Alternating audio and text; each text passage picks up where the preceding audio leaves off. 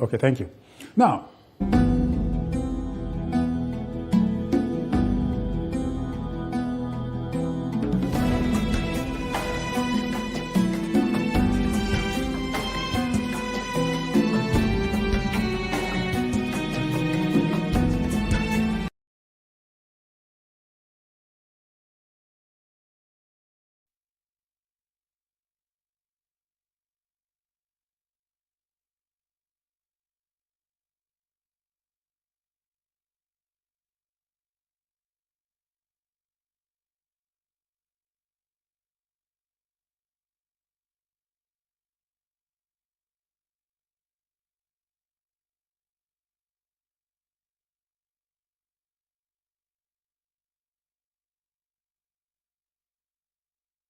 caring to collate all of this that has been said towards a journey to give to Nigeria a true constitution that is birthed, that is designed, and that is written by the people, so that we say, when we say we the people in the constitution, truly it is a constitution that was written by the people.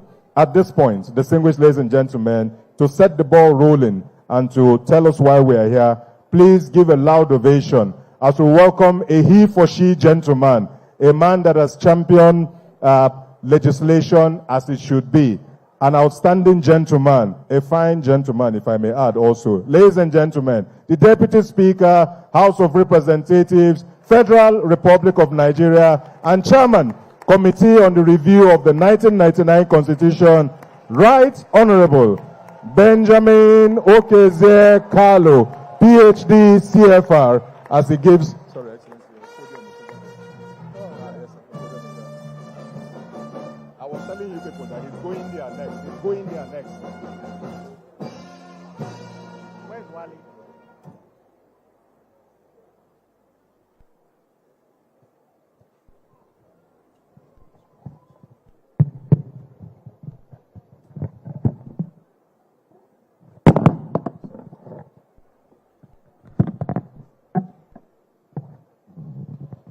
Your Excellency, the President, Federal Republic of Nigeria, President Bola Ahmed Tinubu, GCFR, ably represented by the Secretary to the Government of the Federation, His Excellency, Senator George Akome, CON.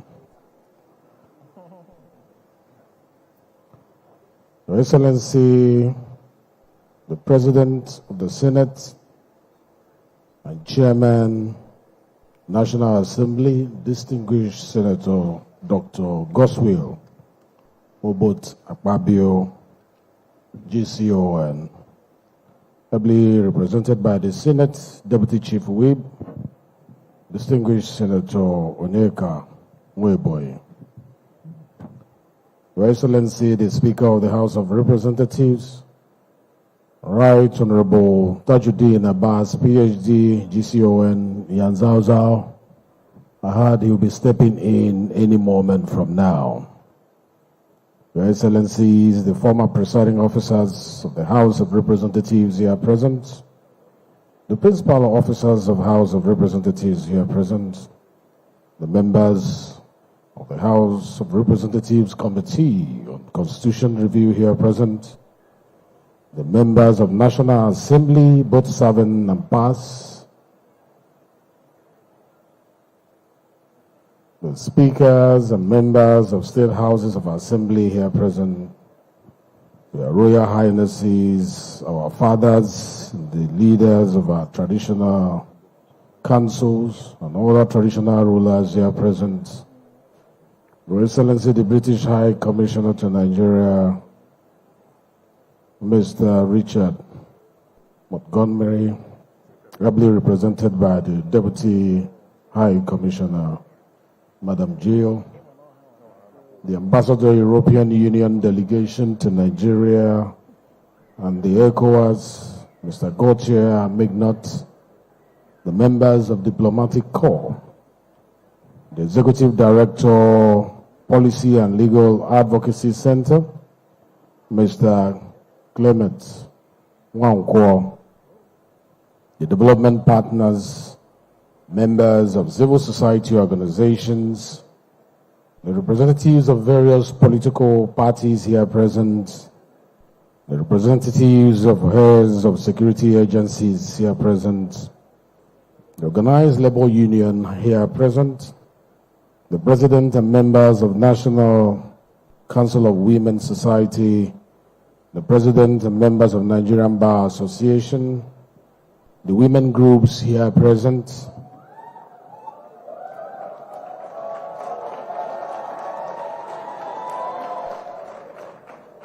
thank you. The organized youth groups here present, the Inclusive Friends Association for the People with Disabilities here present, invited guests, gentlemen of the press, ladies and gentlemen. Let me start by first apologizing for starting later than expected. The reason being that we did not expect the amount of crowd that we have witnessed here this morning. I was here on time, but I refused to mount the rostrum because we needed to show leadership. Our women were outside without seats, and we insisted the hall needed to be expanded for the women to have space in this room.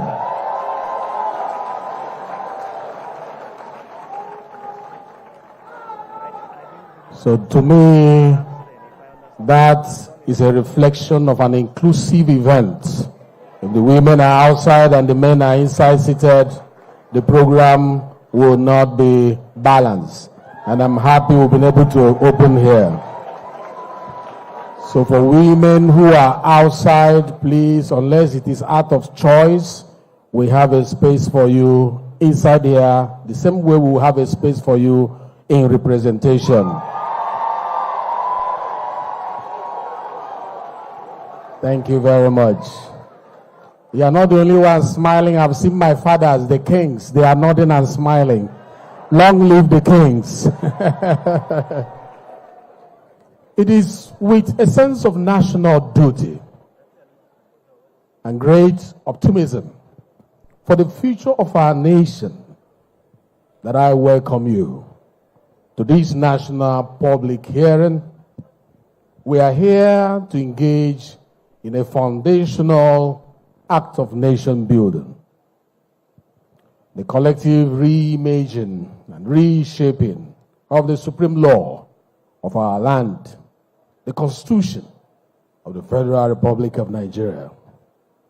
Our journey as a nation has been a relentless quest for a more perfect union. It is a journey marked by the triumphs and the tribulations of forging a single national identity from a magnificent diversity of cultures, diversity of languages, diversity of history. From the colonial era, Clifford Constitution of 1922 to the current 1999 Constitution of the Federal Republic of Nigeria, each iteration of our grounding has been a mirror reflecting our society at a point in time. Its aspirations, its anxieties, and its unresolved questions. The challenges of the 21st century demands a constitution that is not an artifact of the past, but a dynamic blueprint for the future. It must be a constitution that is not only legal, but also legitimate. One that commands the respect and allegiance of every citizen because they see their hopes, their values, and their fundamental rights reflected in its text.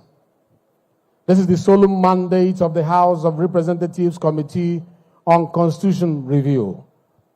Since our inauguration, we have embarked on the most comprehensive, most consultative review process in Nigeria's democratic history.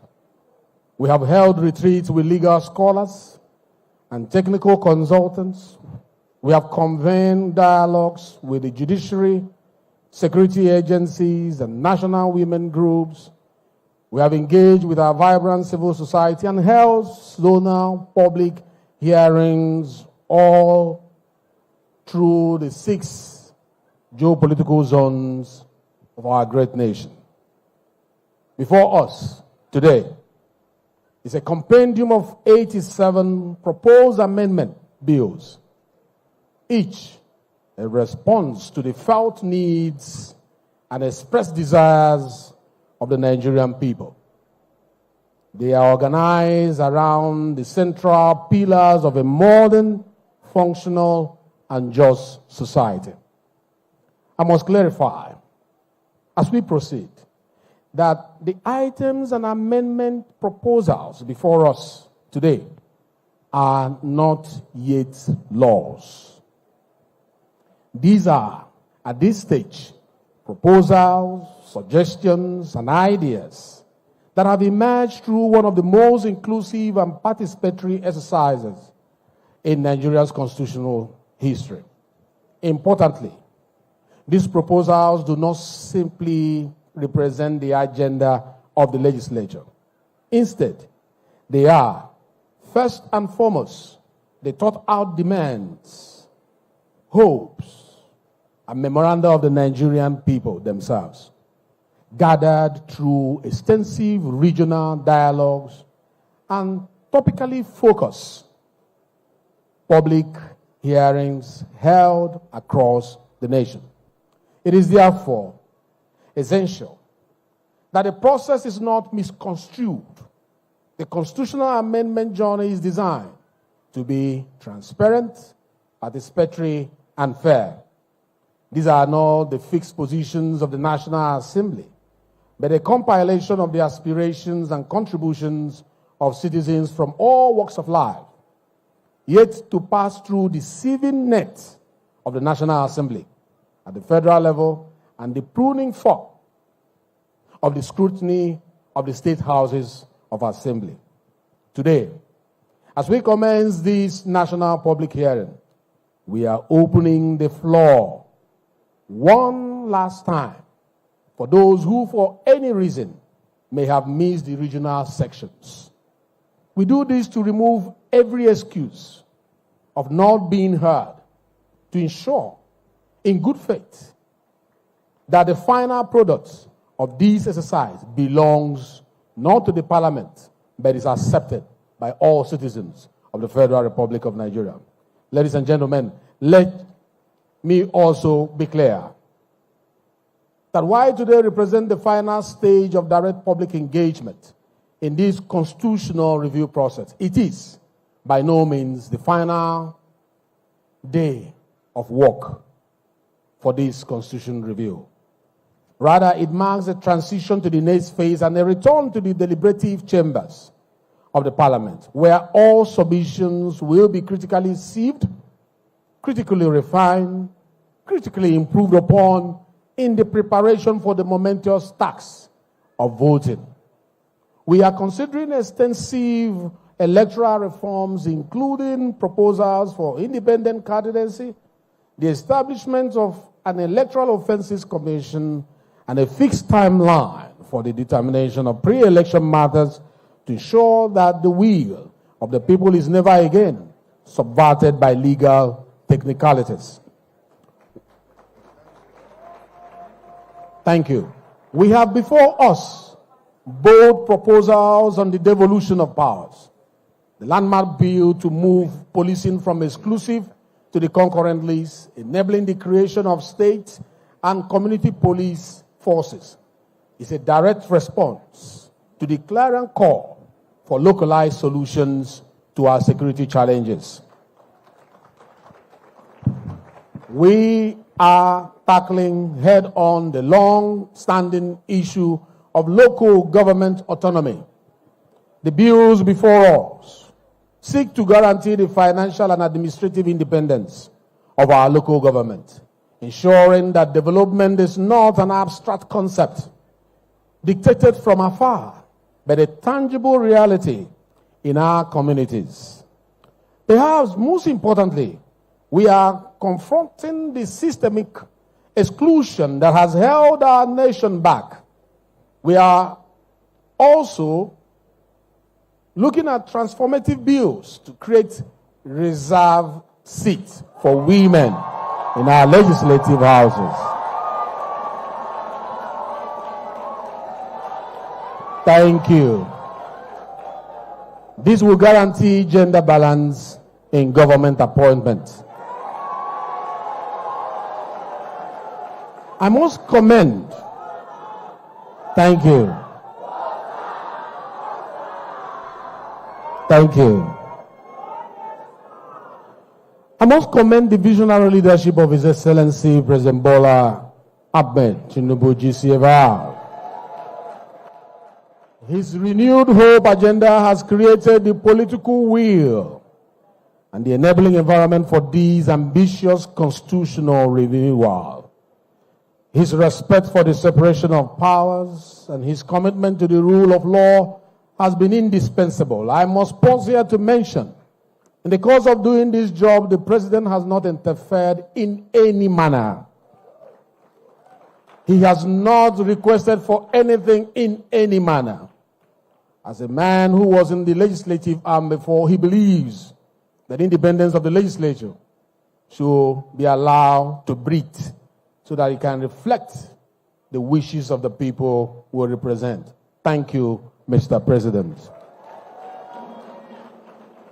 But let me be unequivocally clear. The ultimate for this process does not reside in the executive or the legislature alone. It resides with you, the sovereign people of Nigeria.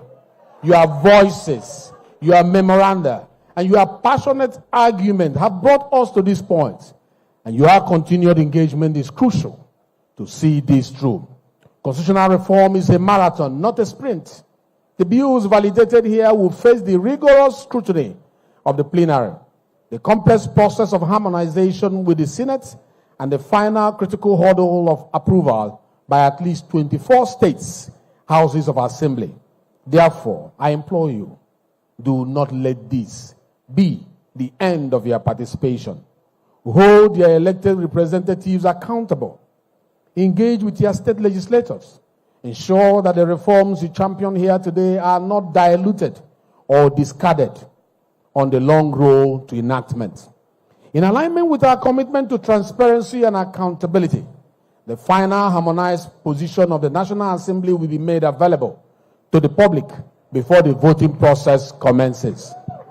In this spirit, please permit me to pause to receive my boss, Iyan Zhao Zhao, the Speaker of the 10th House of Representatives. Ladies and gentlemen, shall we make welcome the Right Honorable Speaker of the 10th House of Representatives, Federal Republic of Nigeria, His Excellency Abbas Tajuddin, GCON, PhD, Speaker of the 10th House of Representatives, Federal Republic of Nigeria.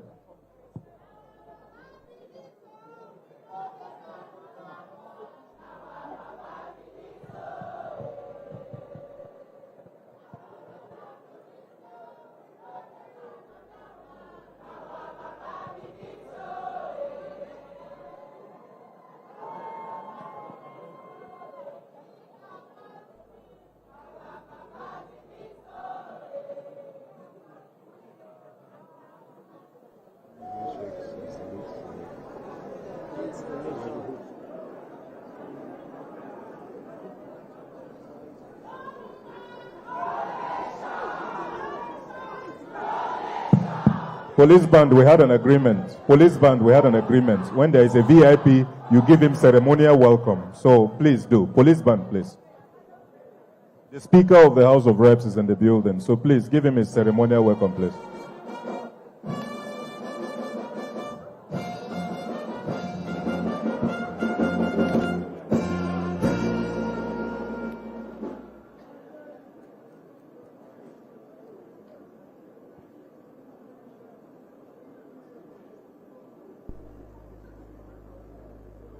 Ladies and gentlemen, once again, let's make welcome the Right Honorable Speaker, House of Representatives, Federal Republic of Nigeria, Right Honorable Abbas Tajuddin, PhD, GCON, as he makes his way to take a seat at the high table. And we thank the Deputy Speaker, of course, for, and we ask him to please continue. Your Excellency, sir.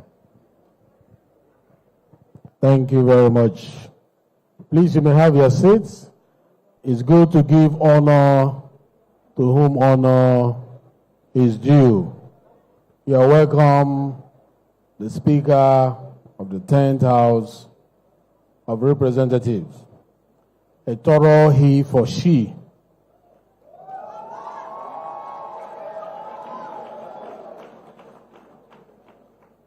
Like I was saying before the Speaker walked in alignment with our commitment to transparency and accountability, the final harmonized position of the National Assembly will be made available to the public before the voting process commences.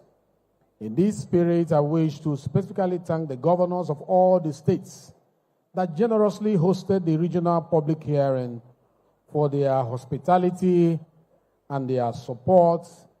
I must use Governor Hope Uzodimma as a point of contact to reach other governors, who is the chairman of the Governors Forum, for the way he treated those who were around his region when we visited. And I'm sure it's like that all through the country, because without the governors, we can't get this to pass to what we want it to be. We'll thank them for all the support they have given so far. I equally extend my deepest appreciation to all members of the Constitution Review Committee whose effort and dedication have made this process possible. Distinguished ladies and gentlemen, Nigeria's greatness has always been forged in the crucible of dialogue. It is our unique ability to talk, to argue, to disagree, and ultimately to find a common ground that defines us. Today, let us honor that noble tradition. Let us rise above the narrow confines of ethnicity, narrow confines of religion, narrow confines of region and language, and embrace our shared destiny as Nigerians. Let us together craft a constitution that will be a legacy of unity, a constitution that will be a legacy of justice, a constitution that will be a legacy of progress for generations yet unborn, a constitution that truly reflects the indomitable spirit of our people and the boundless promise of our beloved nation. I want to thank you for listening. God bless you and bless the Federal Republic of Nigeria. Ladies and gentlemen, let's give it up for the Right Honorable Deputy Speaker. I expect the women to be making more noise. He's your champion. He's your he for she. And we thank him so very much for setting the tone for what we are doing here today.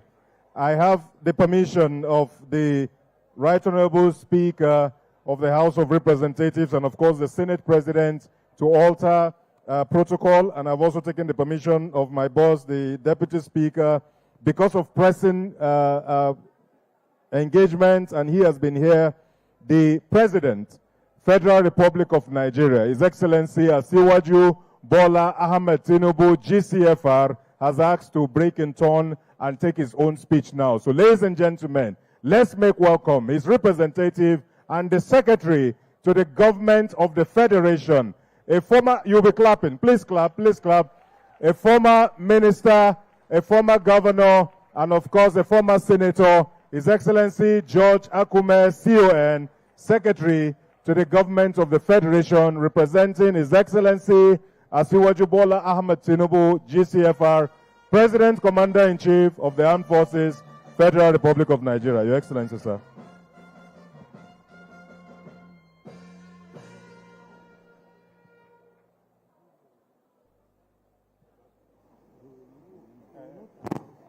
The President of the Senate of the Federal Republic of Nigeria, His Excellency Godswill Akpabio, ably represented. His Excellency, the Speaker, House of Representatives,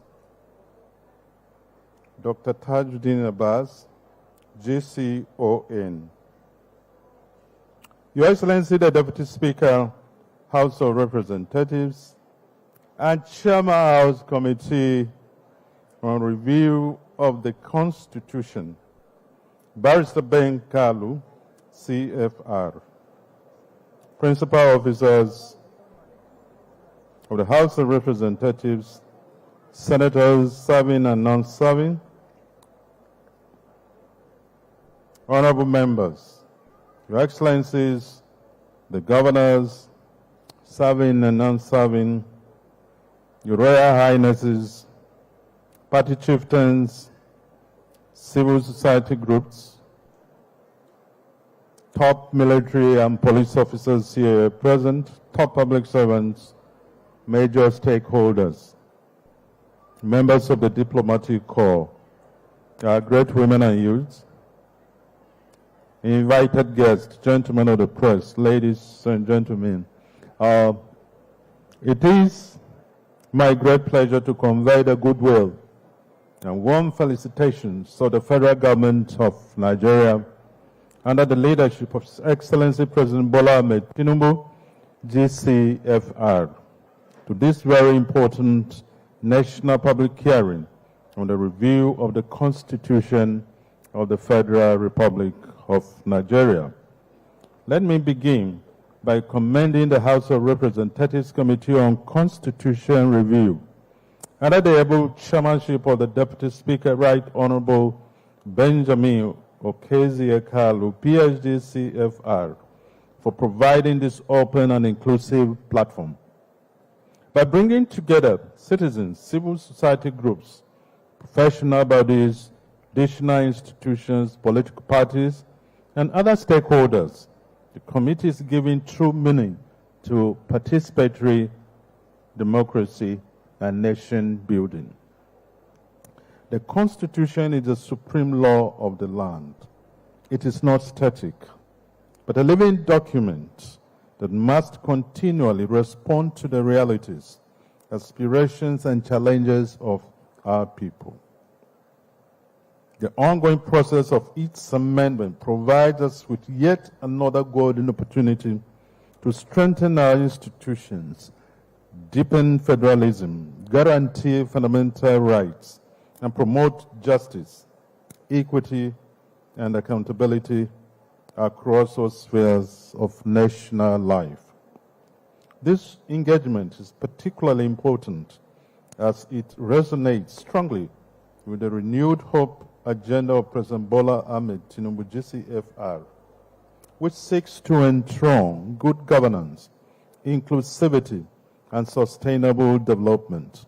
The process you are undertaking today is therefore not only about amending legal provisions. It is about giving Nigerians renewed confidence that their voices matter in shaping the future of our democracy.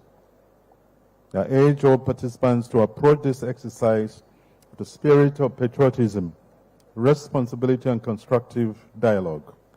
The quality of ideas generated here will go a long way in shaping the laws and institutions that will serve generations yet unborn. On behalf of the federal government, I wish the committee and all stakeholders fruitful deliberations and assure you that the outcome of this process will receive the desired and deserved attention as part of our collective quest to build a stronger, more united and prosperous Nigeria. Thank you, and God bless the Federal Republic of Nigeria.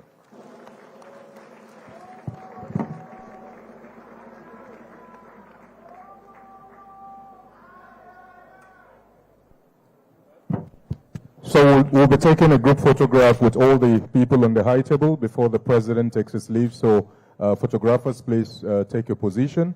Group photograph with all the people at the high table standing in array. Please just permit them to take pictures and go, please. Just group photograph, everyone standing, everyone on the high table standing.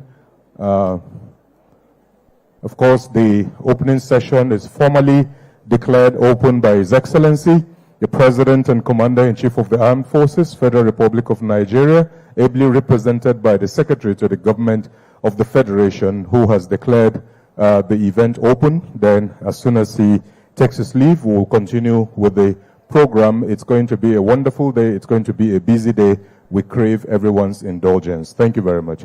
Photographers, I need a signal that you've done. We're good? Thank you. Thank you very much, Your Excellency the President. Thank you, everyone. Thank you, Mr. Speaker, Deputy Speaker, Senate President. We will continue the program shortly. So, at this point, we would like to return to the program and take the Goodwill message, the Goodwill messages in this order. Ladies and gentlemen, if we please make the British High Commissioner to Nigeria, Mr. Richard Montgomery, who is, of course, represented by Jill Lever, our own Jill Lever. We'll find her in Nigerian name. She's a Deputy British High Commissioner to Nigeria. Let's make Jill welcome as she comes forward for her Goodwill message. Everyone will speak, of course, for 5 minutes. Jill, you're coming this way. This way, please. Let's make space. Let's create space to the podium, please, as they come forward. Yes, Jill, please come. Please come. They will find you. If you come, they will move. You carry a force of nature. If you move, they move. Thank you. Every Goodwill message, where possible, less than 5 minutes, please. Less than 5 minutes. We rest on established protocol and we go straight to the message. Thank you, Mr. Speaker and Mr. Senate President, for the opportunity. Thank you.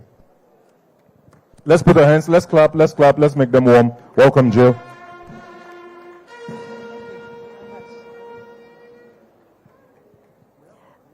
Good morning, everyone. Your Excellency, the President of the Federal Republic of Nigeria, duly represented by the Secretary to the Government of the Federation, who's just left us. Right Honourable Speaker of the House of Reps, the Deputy Speaker of the House of Representatives and Chairman of the Constitution Review Committee, other leaders, religious and temporal, and members and principal officers of the House of Representatives, please permit me to stand on the existing protocol. I'm very honoured to be with you this morning, this afternoon, to represent at this very important national gathering. Let me begin by commending the leadership of the Speaker of the House of Representatives, the Right Honourable Tajuddin Abbas, the Deputy Speaker, Right Honourable Benjamin Kalu, and the rest of the leadership team of the House for bringing us together.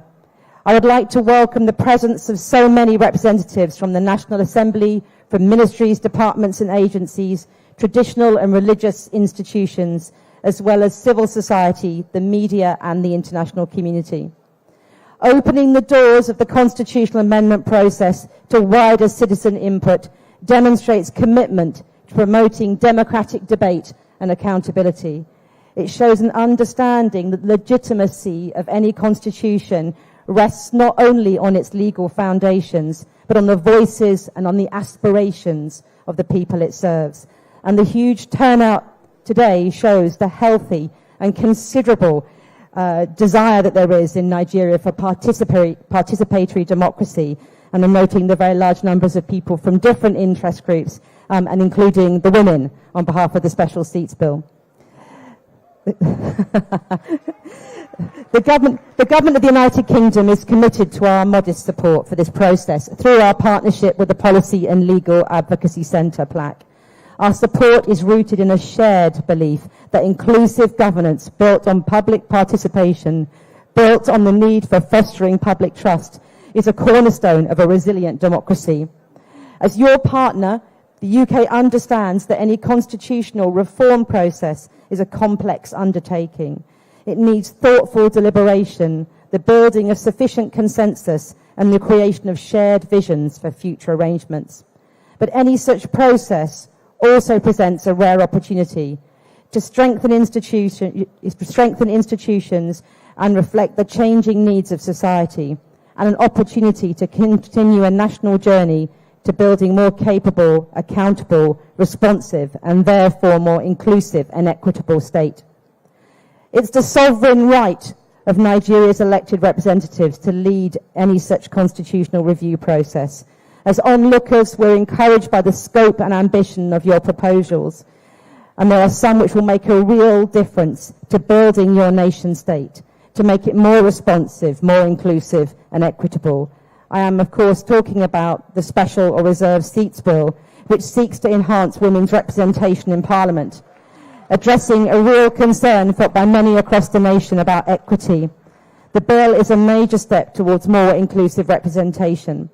Around the world, we have seen how increased participation of women in governance leads to more equitable decision-making, stronger democratic outcomes, more peace, less conflict, and increased economic growth and prosperity.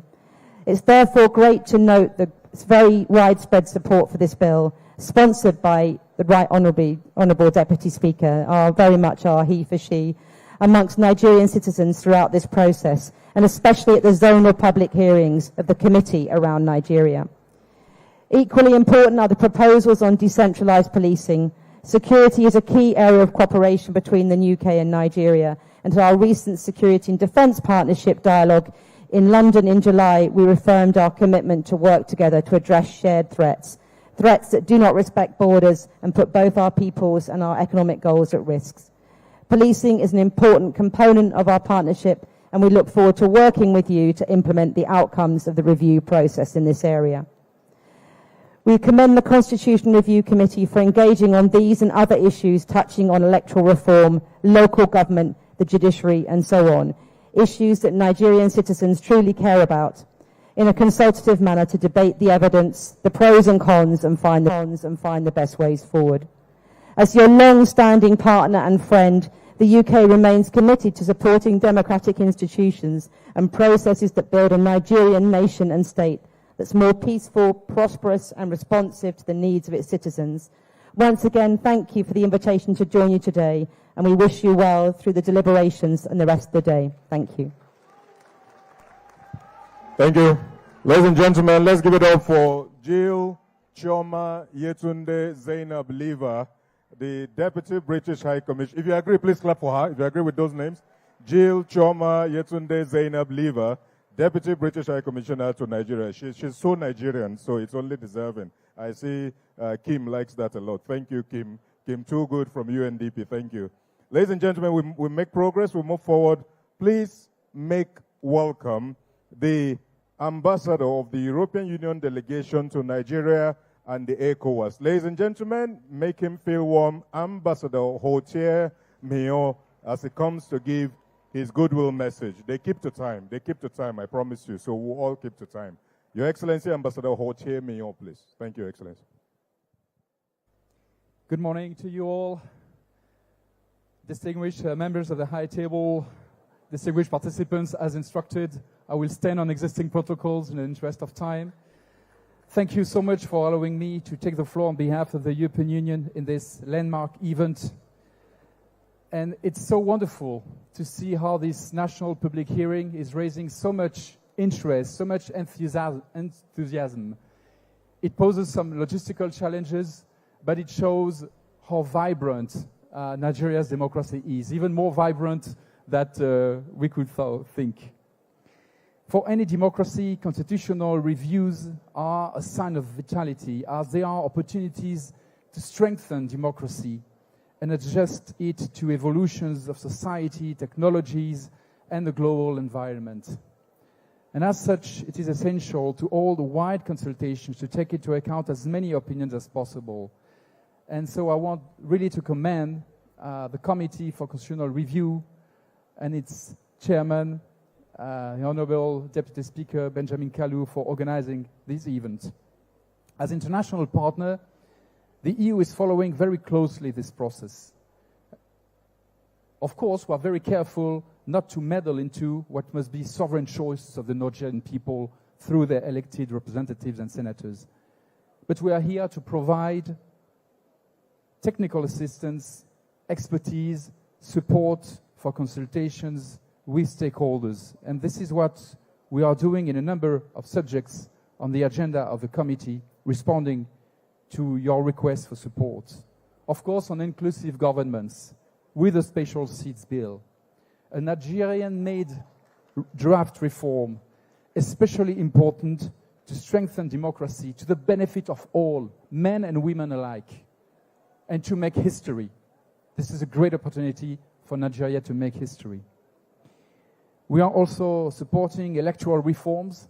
We have currently our electoral follow-up mission in town, following up on our EU observation mission during the 2023 elections, and exchanging with authorities, responding to the invitation of INEC.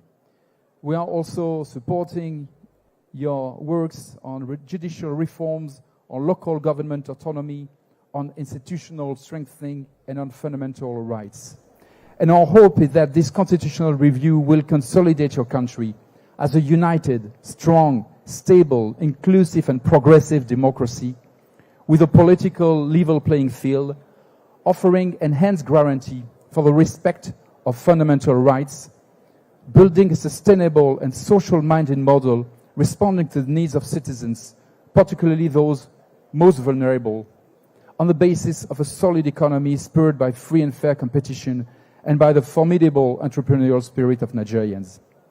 Yes, with skillfully crafted constitutional reforms, Nigeria has the potential to be more and more a lighthouse of democracy for Africa and the world. So we wish the best of success to all members of the committee and all associated stakeholders in this process so important for your nation, and rest assured that you can count on the European Union and its member states as Nigeria's reliable and close partner. Long live Nigeria's democracy. Thank you very much.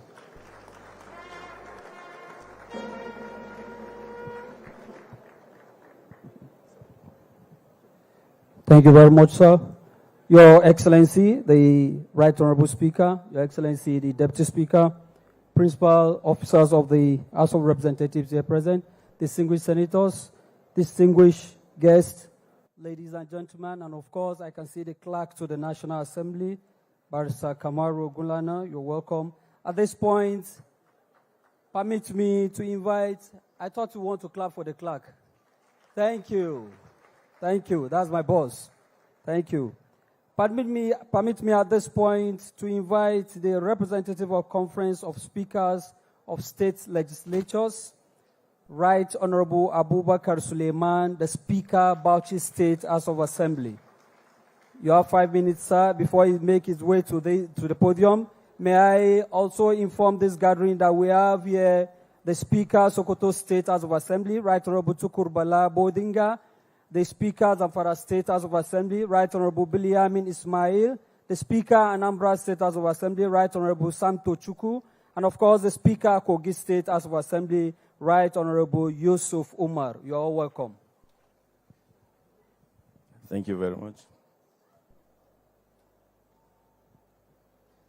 Let me respectfully adopt the protocol as beautifully led by the Deputy Speaker, the Chairman of the House of Representative Constitutional Review Committee. As mentioned, my name is Abubakar Y. Suleiman, the Speaker of Bauchi State Assembly. I'm standing on for my Chairman, the Chairman of Conference of Speakers of State Legislatures.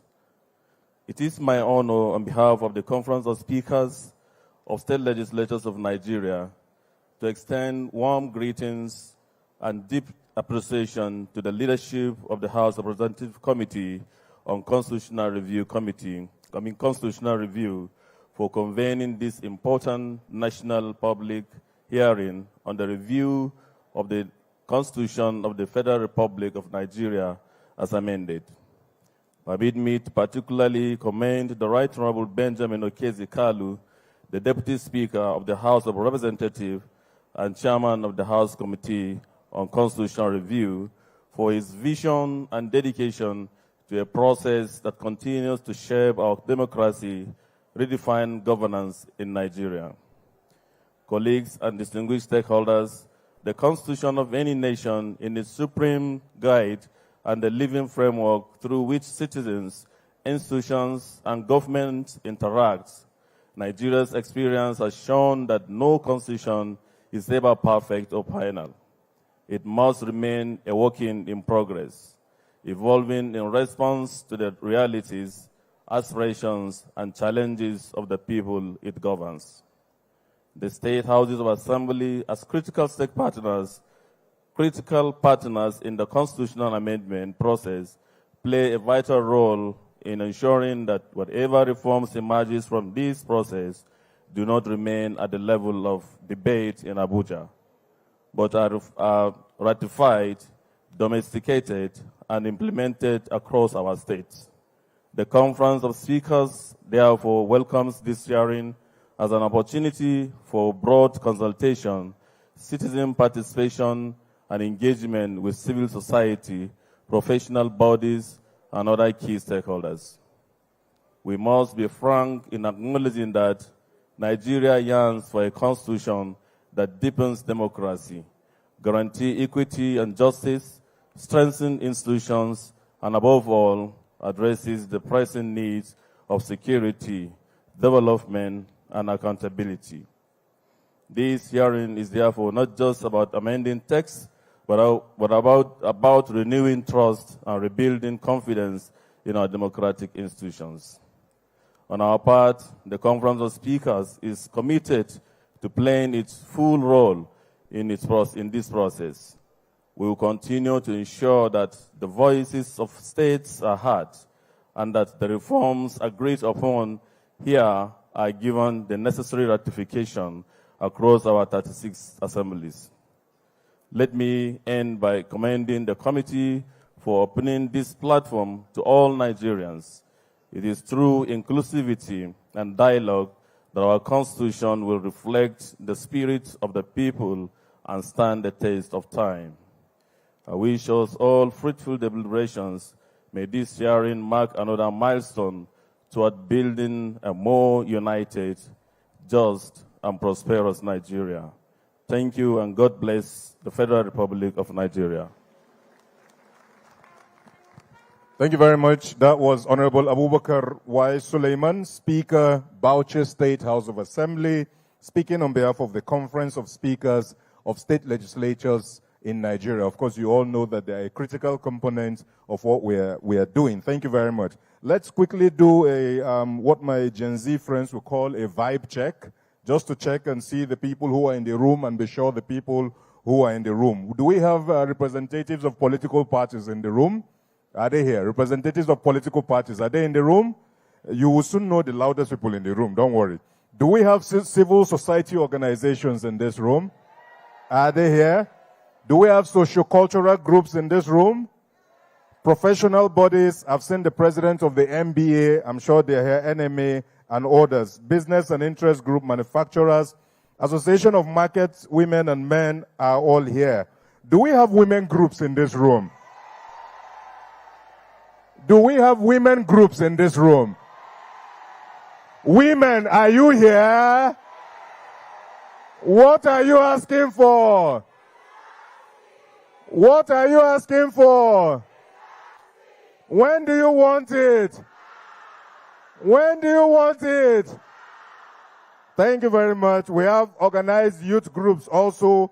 We have organizations seeking for the creation of local governments. Are they here? Are there organizations seeking creation of local governments here? Are there organizations seeking creation of states here? Are there organizations seeking creation of states here? And then, of course, all other segments of society, too numerous to welcome. Let's put our hands together for ourselves. All of you in the room, please put your hands together for yourselves. Even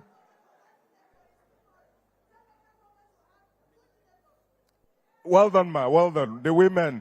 Remember, we are lobbying. Remember, we are discussing. Remember, we are dialoguing. Trust me, the people you have on this high table, the speaker, the deputy speaker, they are for you. Your matter is already concluded. They are for you. I promise you. Thank you.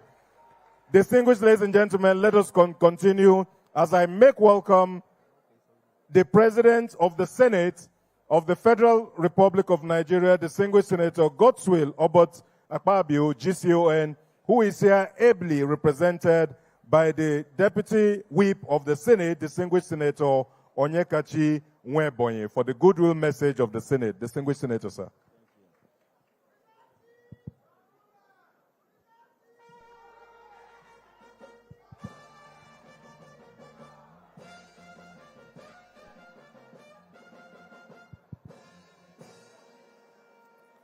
Your Excellency, our great and visionary leader, the Speaker of the House of Representatives, Right Honorable Tajuddin Abbas, my dear beloved brother. You are welcome, sir. Your Excellency, the Deputy Speaker of the House of Representatives, who also doubles as the chairman of the House of Reps Committee on Review of the 1999 Constitution, Right Honorable Barrister Benjamin Carlo, my dear brother. Principal officers of the House of Representatives, for want of time, let me rest on the existing protocol, but I must recognize especially our royal fathers. I defer to you, the Oni of Ife, the Tortivi, and the rest. On behalf of my boss, the President of the Nigerian Senate, His Excellency Senator Goodwill Akpabio, who is unavoidably absent in this program as a result of conflicting official engagements, I bring you greetings from the Nigerian Senate. Like we all know, we are here today to discuss a very important topic that has to do with our coexistence as a people of Nigeria, which is the Constitution of the Federal Republic of Nigeria. Many has argued before now that the 1999 Constitution was handed over to us by the military and as such does not reflect nor represent the will and aspirations of the Nigerian people. Hence this incessant clamor for alteration of the Constitution from time to time. As it stands today, the 1999 Constitution had received 5 different alterations at different times by different assemblies. Now, upon the inception of the 10th Assembly, the President of the Senate, being the Chairman of the National Assembly, in collaboration with his brother, the Speaker of the House of Reps, constituted yet another standing committee to further review the 1999 Constitution, flowing these unabated demands from Nigerians to make the Constitution theirs by putting provisions that will actually reflect the will of Nigerian people. That is the rationale behind this public hearing, and that is why we are here. I therefore want to charge all Nigerians to own up this exercise, because the Constitution is not for the parliament, is not for the courts, neither is it for the executive, but for the entire Nigerian people. I urge you to seize this ample opportunity presented by the House of Representatives to boldly come up and ventilate your feelings, all geared towards having a better constitution that we can actually call ours. I wish all of us peaceful deliberation so that at the end of the day, history will have it that the 10th National Assembly gave Nigerians all-encompassing and people-oriented constitution. Thank you. May God bless Federal Republic of Nigeria. Thank you. Thank you very much. Ladies and gentlemen, distinguished Senator Onyekachi Nwebonyi, Deputy Whip of the Senate of the Federal Republic of Nigeria, speaking for the Senate President, His Excellency Goodwill Akpabio. Thank you very much, distinguished Senator.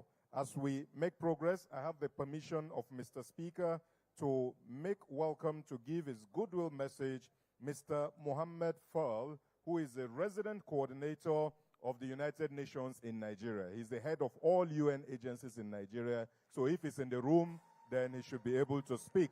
While he's coming, let me acknowledge the presence of Dr. Vanessa Fala, Country Director, International Labour Organization, ILO. Please, many people in the room, I thought you'd be clapping for the country representative.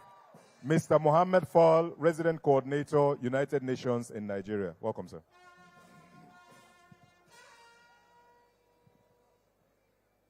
Thank you.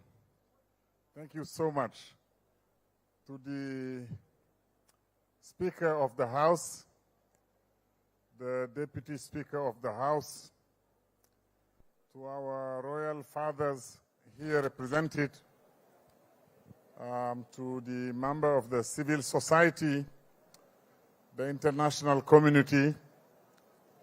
Allow me to stand on the established protocol. On behalf of the United Nations family in Nigeria, I wanted to express our support to this process for the bill.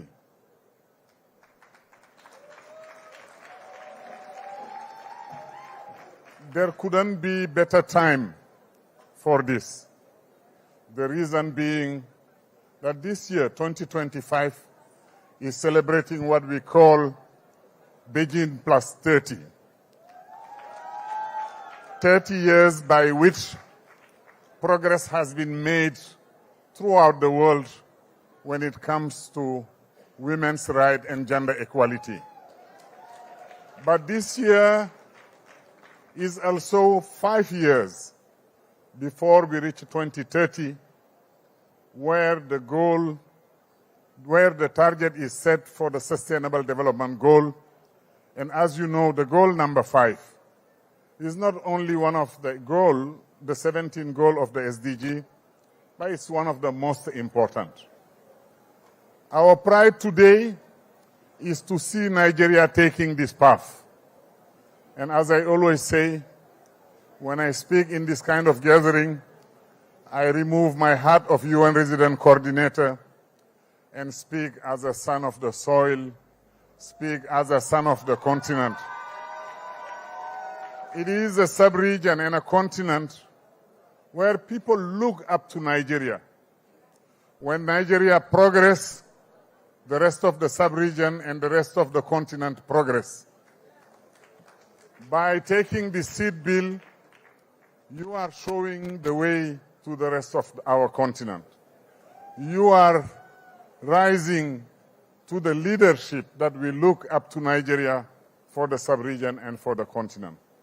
That's why you can be sure that this journey is not only yours.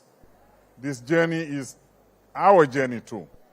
And in each of these steps you will make, you will find UN. Through the coordination that I represent here, but also through the agencies that are represented here, which are the United Nations Women's Organization, the United Nations Development Program, the UNIDO. Our entire family will be with you in this journey. Don't feel alone in this journey. Thank you so much for your attention. Thank you very much, sir.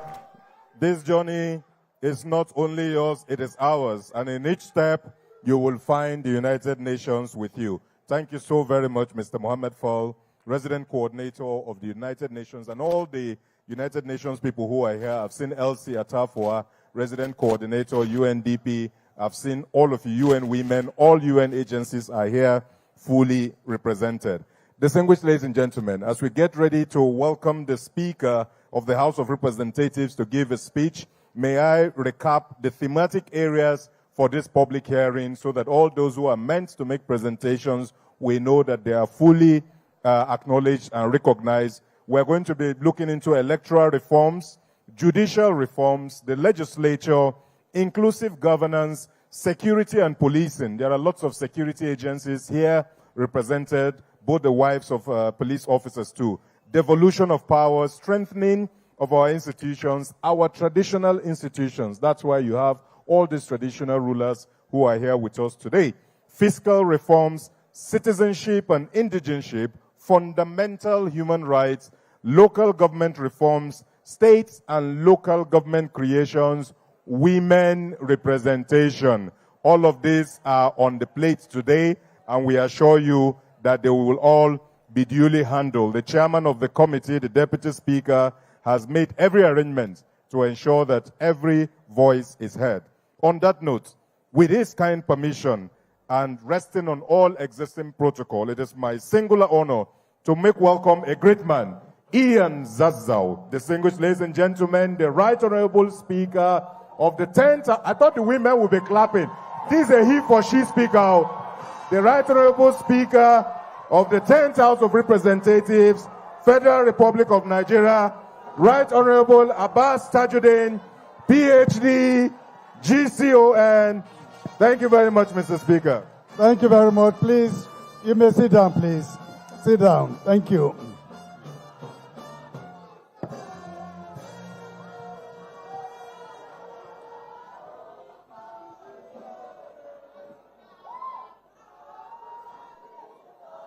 Your Excellency, the Deputy Speaker of the House of Representatives, my dear brother, my partner, Right Honorable Benjamin Okezekalu, who incidentally is the chairman as well of the Committee on Constitutional Amendment of the House,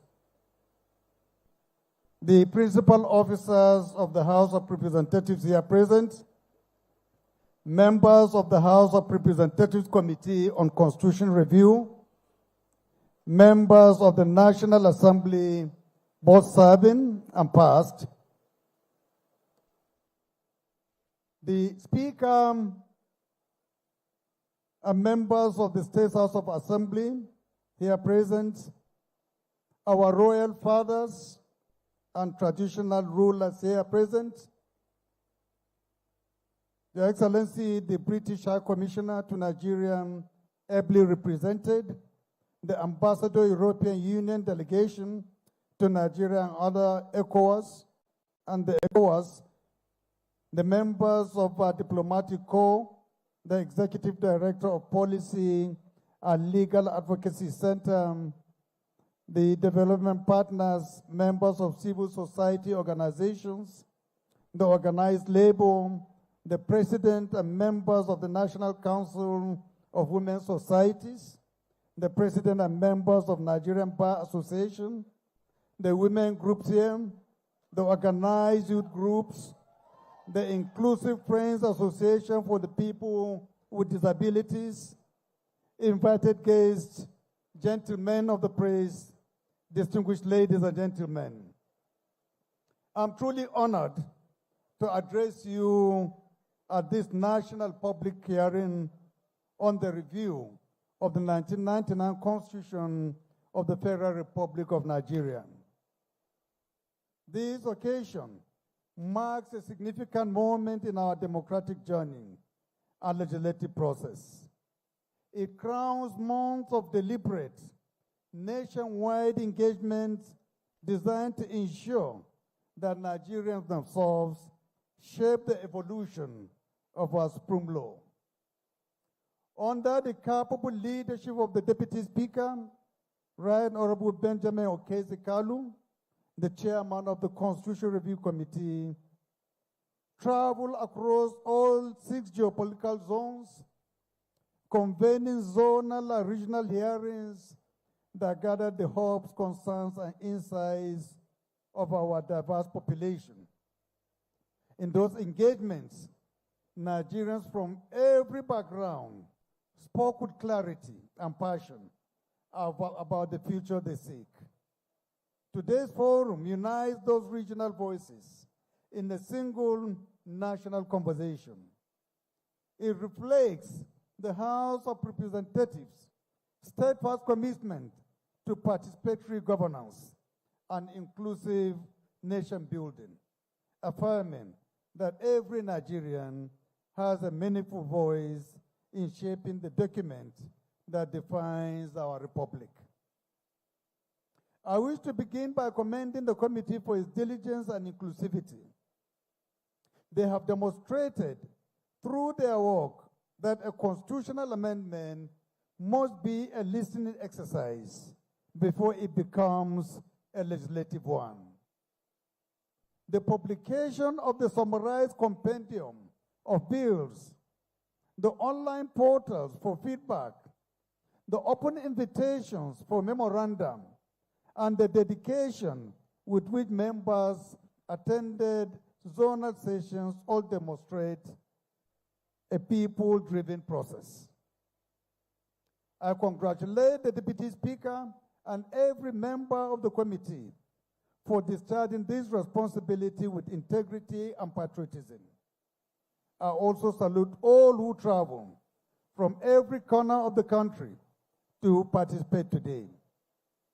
From the outset of this review, the House of Representatives has pledged that we will conclude the process in a timely manner. Nigerians are wary of constitutional reforms that drag on for years, losing momentum and eroding public trust. We recognize that after the National Assembly votes on these bills, the state houses of assembly must also consider and approve them under Section 9 of the Constitution. To honor this requirement, we have set clear timelines. We intend to vote on the proposals expeditiously and to transmit them promptly to the State House of Assembly so that concurrence can be secured within the current legislative session. Reform delayed is reform denied, and Nigerians deserve clarity and closure. By acting decisively, we give states enough time to debate, to deliberate, and endorse the people's will without the pressure of electoral calendars or political distractions. I am delighted at the presence of so many women today.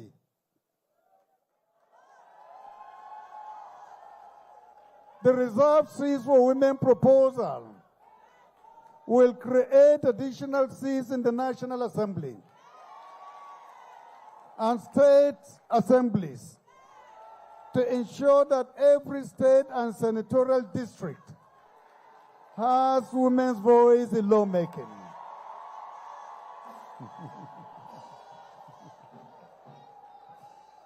This is not tokenism, but a constitutional mechanism to accelerate gender inclusion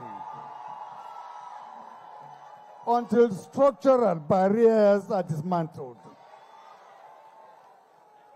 Similar provisions ensure representation for persons with disabilities at the federal, state, and local levels, recognizing their right to fully participate in shaping the laws that affect their lives. Another amendment requires a minimum threshold of women in ministerial appointments to ensure gender balance. These measures will make our democracy more representative and our policies more responsive, and our country more just.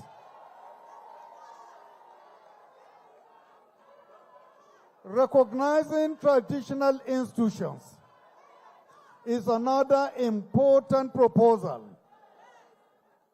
Our traditional rulers are stabilizers in their communities, mediators in conflicts, and custodians of culture.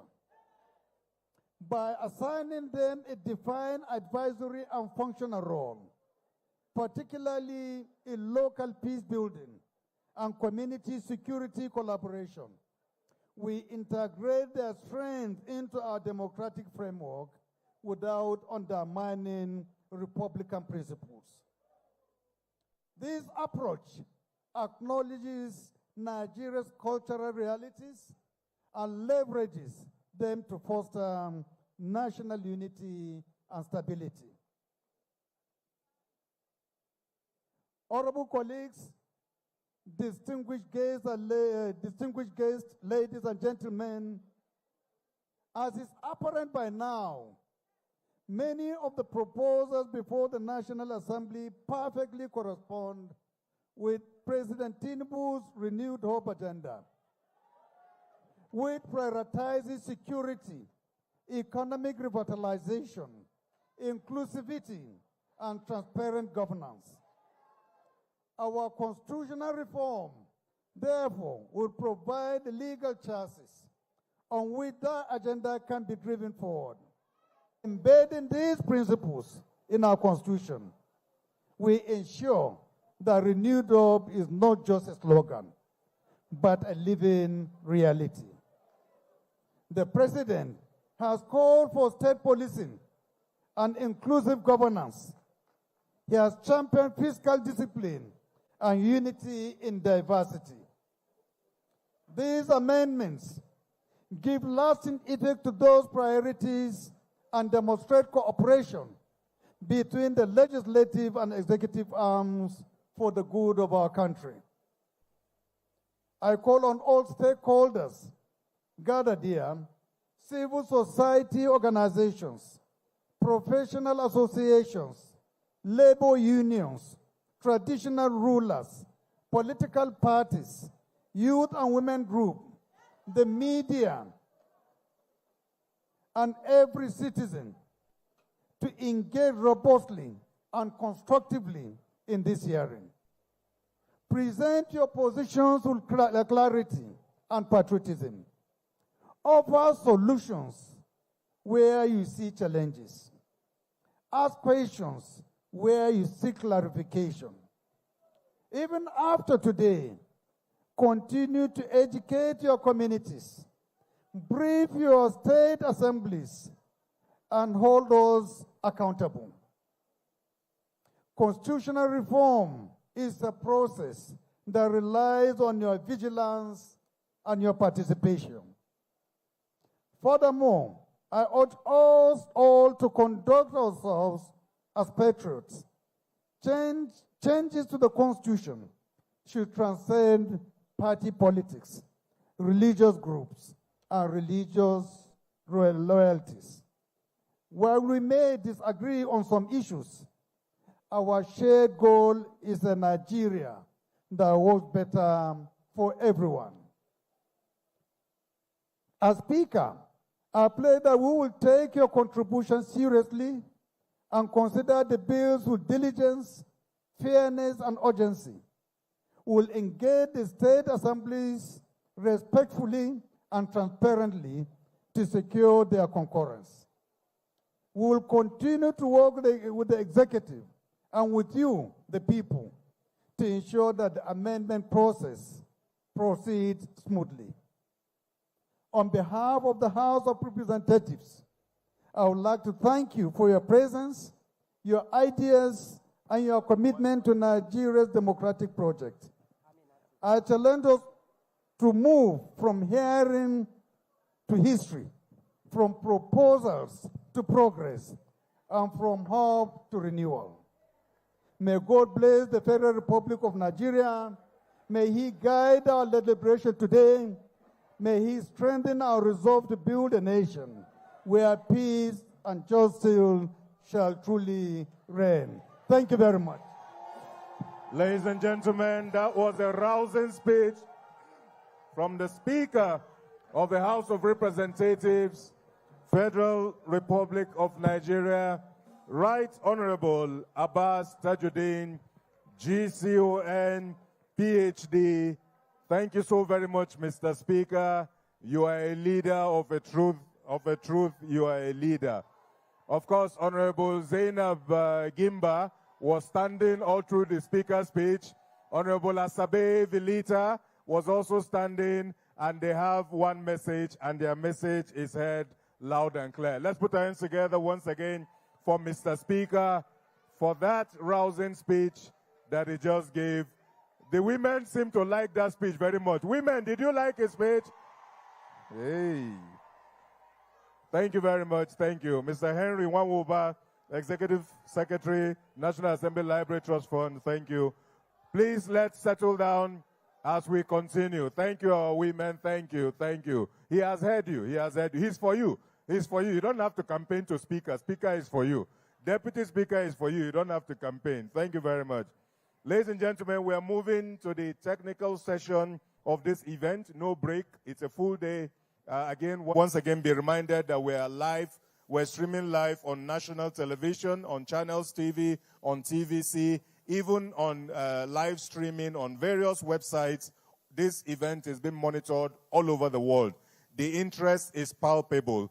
The interest is very high. The concern is high. And we are very sure, God being our helper, this time around, we will get the review of our constitutional right with the support of all of you in the room. Those in favor say aye.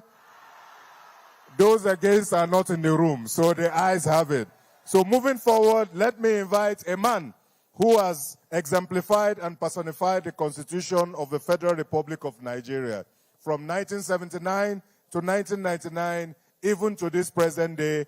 If you mention his name, it is synonymous with the Constitution. Our lead consultant and the Executive Director, Policy and Legal Advocacy Center. Ladies and gentlemen, make welcome Mr. Clement Nwankwo as a step forward to the podium to give us a breakdown of the bills that we are going to be looking at. Mr. Nwankwo, sir. Thank you. Your Excellency, the Speaker of the House of Representatives, the Deputy Speaker and Chairman of the Committee on Constitutional Review, Honorable Members, Your Excellencies, Royal Fathers, distinguished ladies and gentlemen, I will stand on existing protocol. I make this presentation on behalf of the technical experts of the Committee on Constitutional Review on the review of the Constitution, and as instructed by the Deputy Speaker, I see a lot of my colleagues who have been part of the technical work in the room. I see Maman Usman, Governor M.A. Abubakar, SAN, Professor Kathleen Okafor, Professor Ladi Hamalai, Chief Chris Uche, Professor Nuhu Ijamo, I saw Senator Itai Enang, Professor Antonia Simbine, the clerk of the committee here, Wali Babashehu. I see Joy Ezilo as well, who is in the Senate, working with the Senate as a technical expert as well, and all of my colleagues here who have been working on this particular session of the review of the Constitution in the last several months. Over the weekend, the technical working team was working to establish the linkage between what the House and the Senate has been doing, and I will speak a lot more to the combination of the proposals from both the Senate and the House of Representatives, because both committees have been very much in collaboration with each other, and we are now getting to critical stages. I will identify, the Deputy Speaker has already spoken to several of the bills, so I won't speak too much about them. The Deputy Speaker has also given a lot of support to the technical experts, and we're delighted to have you as chairman of the committee. We really are grateful for all the support. The Speaker has been wonderful, giving indications and giving directives to all of the National Assembly support arms to support this effort on constitutional review. The Right Honorable Speaker, we really, really value your contributions to this. And as some of us may remember, it's not just the Speaker. The Speaker's wife has also been very much in the forefront of this work that we've been doing, particularly on the special seats bill. But it's not just the special seats bill that's an issue. There are several other issues. And most of these amendments seek to secure grassroots governance, ensure timely and fair elections, expand rights and representation, strengthen accountability, and stabilize Nigeria's democratic order. One of the first amendments is on local government autonomy. There are bills, and these are all proposals coming from the committee, both in the Senate and in the House of Representatives, because it's now joint, and the references to what is called House Bill and Senate Bill is now removed, and we now have basically proposals from the National Assembly. Looking at one, local government autonomy, there are proposals to ensure that the local government councils are fully established as its own tier of government with democratic elections. So the whole idea of caretaker committees is proposed in these bills to be removed. Governments or state governments are no longer allowed to create caretaker committees in the proposals that are being proposed. And then the functions of local governments are also being expanded, and the whole idea of tenure, fixed tenure for local governments is also established, so that every local government across the country has a known tenure which is guaranteed by the Constitution. The Right Honorable Chairman of the committee, the Right Honorable Benjamin Carlo, also mentioned state police. There are proposals to create state police alongside federal police with the added safeguards that are needed to avoid abuse. I know that there are a lot of people who are worried about state police or state policing. The committees have been looking at this issue to respond to the demand for state police, but also respond to the demand for safeguards against abuse when they are established. So the proposals include establishing a federal and state police service commission, and details of this are also available in what has been uploaded on the various websites, including the PLAC website, placng.org. There are proposals also to establish State Council of Traditional Rulers and ensure that traditional rulers are recognized for the role that they play in providing advisory role on culture, customary law, security, and intercommunal issues. There are, as the Deputy Speaker also mentioned, proposals on elections and ensuring that elections are better established to be fair and to respond to citizens' demands. So there are proposals on ensuring that elections are held on the same day across the country. All elections, presidential, governorship, National Assembly, and state elections are being proposed to be held on the same day. Deputy Speaker also mentioned the issue of Electoral Offences Commission. There is a proposal which has been accepted in the committees to establish a commission for investigation and prosecution of election offenders. These are all part of the proposals in place. In addition, there is also the issue of establishing the Political Parties Registration and Regulation Commission. These two commissions, Electoral Offences Commission and Political Parties Registration and Regulation Commission, are dated, coming even as far back as the Ways Committee reform proposals.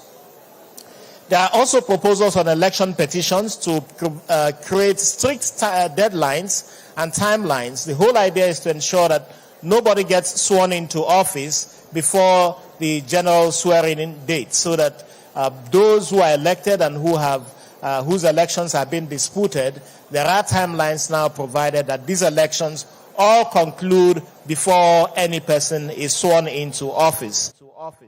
The purpose, of course, is obvious, and I think would help with respect to how elections would be handled. There are also proposals to ensure that every election, except the presidential election, goes through 2 levels of adjudication. So whether it's the State Assembly or National Assembly elections, they will go through the Election Petition Tribunal and terminate at the Court of Appeal. Governorship elections will originate in these proposals from the Court of Appeal, which will be given original jurisdiction, and terminate at the Supreme Court. So for governorship elections, it would be Court of Appeal and Supreme Court. And there is a proposal in these amendments that states that every election petition regarding the presidential election will go straight to the Supreme Court, which will give the final decision on this issue. There are also proposals regarding how we sign or make treaties in this country to ensure that every treaty entered into by Nigeria is presented to the National Assembly for domestication within 180 days. One of the issues that was in place, that was in conversation in the 9th Assembly, was the issue of citizenship by marriage. If you look at the Constitution that exists right now, it only provides for spouses of men to be registered as citizens. The proposal here now is, and we said this before, that this is a human rights bill. We don't want it regarded as a women's bill. This is a human rights bill, so that both men and women have equal rights to register their spouses after they have resided in Nigeria for 5 years. There are also human rights issues in the area of death sentencing for pregnant women. If a woman is pregnant and she is convicted for an offense involving death, this amendment proposes that no woman who is pregnant and who has been convicted of a capital offense is sentenced to death. The sentence is reduced to life imprisonment. There is also another human rights bill, which is a ban on or description of police parade or security agencies parade of suspects. This is defined as torture now under the Constitution, and the proposal is that the parade of suspects before cameras, before media, is explicitly prohibited as it amounts to torture of citizens and preempts fair trial. Of course, the big elephant in the room is the women's representation, which is special seats. I think we're at a point where this has been discussed. It was up in the 9th Assembly. It didn't have the same momentum that it has now. Now it has bigger momentum. The Right Honorable Speaker has given specific instructions in the House of Representatives that every machinery of the House of Representatives marches towards support of this bill. The Right Honorable Speaker, we value that. The Deputy Speaker has been very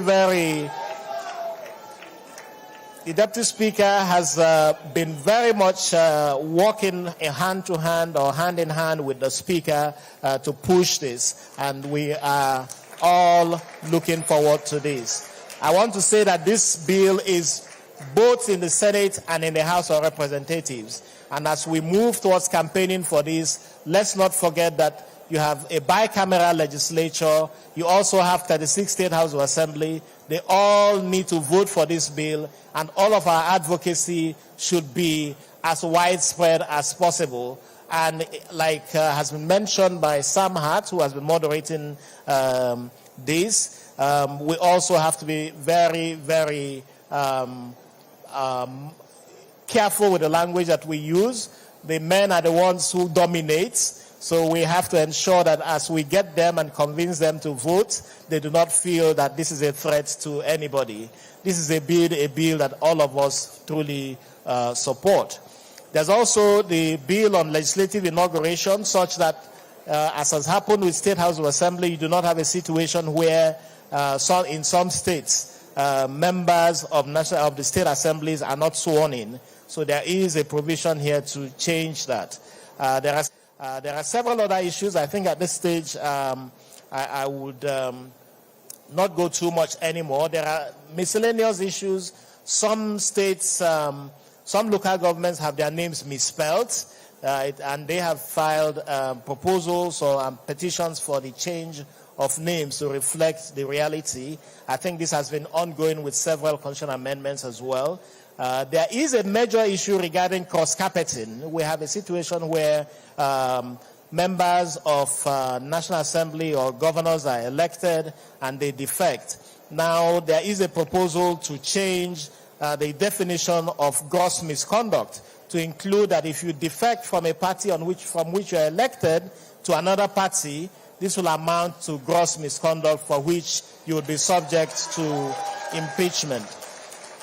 So these are quickly the issues. There's a lot more, and I think, like I said, if you do visit the House Committee on Constitutional Review website, the Senate Committee website, and the website of Policy and Legal Advocacy Center, placng.org, you would see the full proposals. Again, Mr. Speaker, the Right Honorable Deputy Speaker, we are very grateful as consultants to the National Assembly for the work that you have given to us, for the support that you have given. You could see the Deputy Speaker when he came in this morning. He folded his sleeves and basically was helping us to push to expand the walls of this meeting room. We had not anticipated this number, but the Deputy Speaker came in and said he was not going to start these proceedings without everybody coming in. The Right Honourable Deputy Speaker, thank you so much for all of this, and thank you for all your support. Thank you.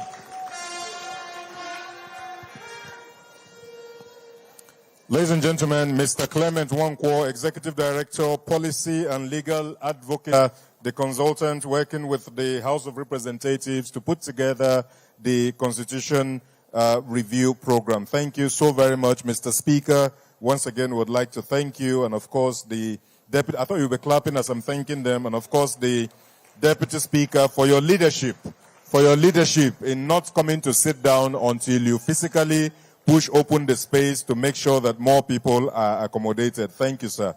Your Excellency, Mr. Speaker, I know you will approve. Honorable Jonathan Gbefui Gaza has come to this podium 2 times to say that his national chairman is here and he has not been recognized. So please, sir, permit me to recognize Professor Sadiq Umar Abubakar Gombe, the acting national chairman, SDP. Professor Mr. Jonathan says so that they can give him ticket next time. Social Democratic Party, acting national chairman, your House of Reps member is representing you very well. He has insisted that he must be recognized. So automatic ticket for him, please. You say which faction? Baba Jimmy Benson. Thank you very much, sir. At this point, we are going into the technical session with the kind permission of Mr. Speaker and the chairman of the session, the Deputy Speaker. The order is that as you are invited, you will come to the microphone. You will make your very brief, no protocols, no recognition. I have the master key. I'll off the microphone. Once you start, I'll off it. All protocols duly and respectfully observed.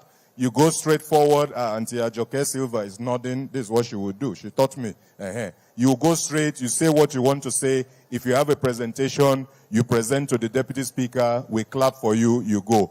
Please do not personalize the stage. There are no personal issues being discussed here. This is Constitution Review. So nobody is bringing any personal matter here. Do not discuss any personal matter. Mr. Speaker, I've been trying to see you. I've not seen you today. I've seen you. You must see me. Please, it's not what we are doing here today. Please, make your presentation on behalf of your groups and you go back. To kick this off, in no particular order, she has made a special request. She's a senior citizen, so if she makes a request, her request should be acceded to. Ladies and gentlemen, make welcome an Amazon, Mama Bakassi herself, a distinguished senator of the Federal Republic of Nigeria, distinguished Senator Florence Ita Giwa, as she steps to the microphone to make her presentation as she has a flight to catch. She came all the way from Calabar to be a part of this. Let's make welcome, please direct her to the microphone, please. Let's make welcome distinguished Senator Florence Ita Giwa as she, please help her adjust the micro. Technical, we agreed you'll be close by.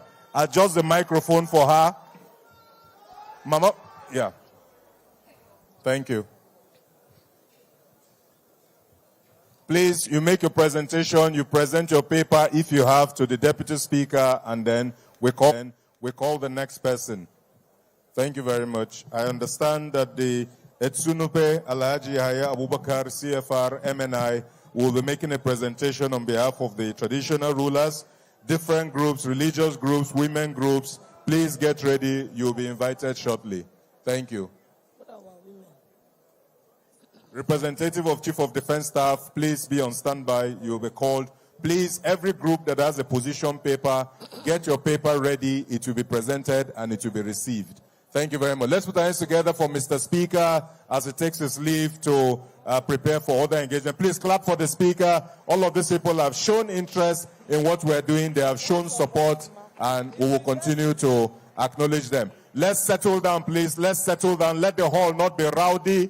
Keep the greetings till later. Keep the aisles clear, please. Everyone, please settle down. Let's minimize the greetings, please. The proceedings are still ongoing. We are live on TV. The world is watching us. Let us not look rowdy. Let us settle down, please, and give the podium to Mama Bakassi. Senator Florence Ita Giwa, please. Make your presentation. Thank you, ma'am.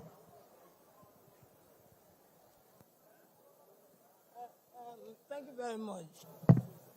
Thank you, Mr. Speaker, who I just left, Mr. Deputy Speaker, members of the High Table. I must say that I am very, very impressed with the quality of the leadership of this present House of Representatives. And I appreciate your effort today in ensuring that Nigerian women are not trampled upon. You make sure that we are all inside the hall. So you are a good son. May God bless you. My short presentation is on no nation can prosper while half of its people are shut out. And the people that are shut out are the women. Yes. Women, are you there? Yes. At the beginning of every man's story stands a woman. She carried him, brought him into the world, gave him his first meal, and nurtured him through his formative years. Today, as the gender bill comes before the National Assembly for its review, I stand here pleased to personally appeal to the conscience of my dear colleagues, because my career started from the House of Representatives. So I'm appealing to you as my dear colleagues, and indeed to the nation. This is not about privilege. It is about justice. It is time to give back to women a fraction of what they've always given to the men. At this stage of my life, I should have retired from active politics and devoted myself solely to quiet reflection. But how can I? How can I sit back when I see every single day the injustice and exclusion that Nigerian women face in this country? My conscience will not allow me to keep silent. I must speak, not for myself, but for the millions of women whose voices remain unheard, even though they toil, sing, dance, face danger, struggling with men to win election. I want to believe that this should be reciprocal. Please, my dear members, because we cannot use the women for campaign. I know all of us standing here, I know how much we have traversed this country to support candidates, presidential candidates, Senate candidates, governorship candidates. We do not envy them when they get to their position. But please, can you allow us room to also come in and take position? As a matter of fact, Mr. Speaker, I'm not a gender politician. I do not believe in tokenism. I believe that every leader must work hard, earn trust, and win elections through the people. But I cannot deny the structural barriers that women face in our politics. A reality I know too well. I contested and won 4 elections at a time where you had to win elections to be declared winner. I rose to the position of deputy minority leader in the Senate not through Hannah, but through the support of the men. So can we have those men again here today that supported Itagiwa? You know, I see one of my supporters who is a man sitting in front here, who helped me through 4 elections to win election. Please, I'm appealing. Allow me to appeal to the conscience of Nigeria that women must be included.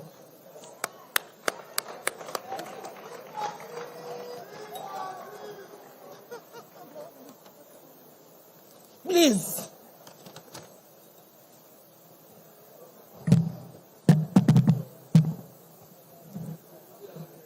This bill does not lower the bar for women. It levels the field.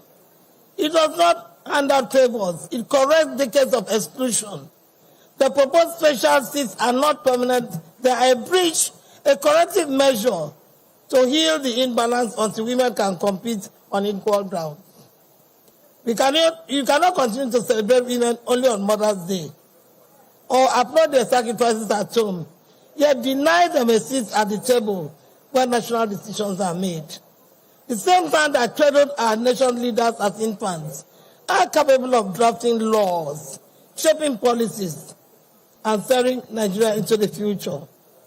Please, to my colleagues in National Assembly, please, this is a defining moment.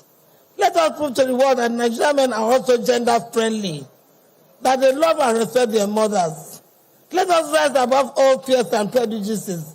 Let us embrace the truth that no nation can truly prosper while half of its population is locked outside of leadership.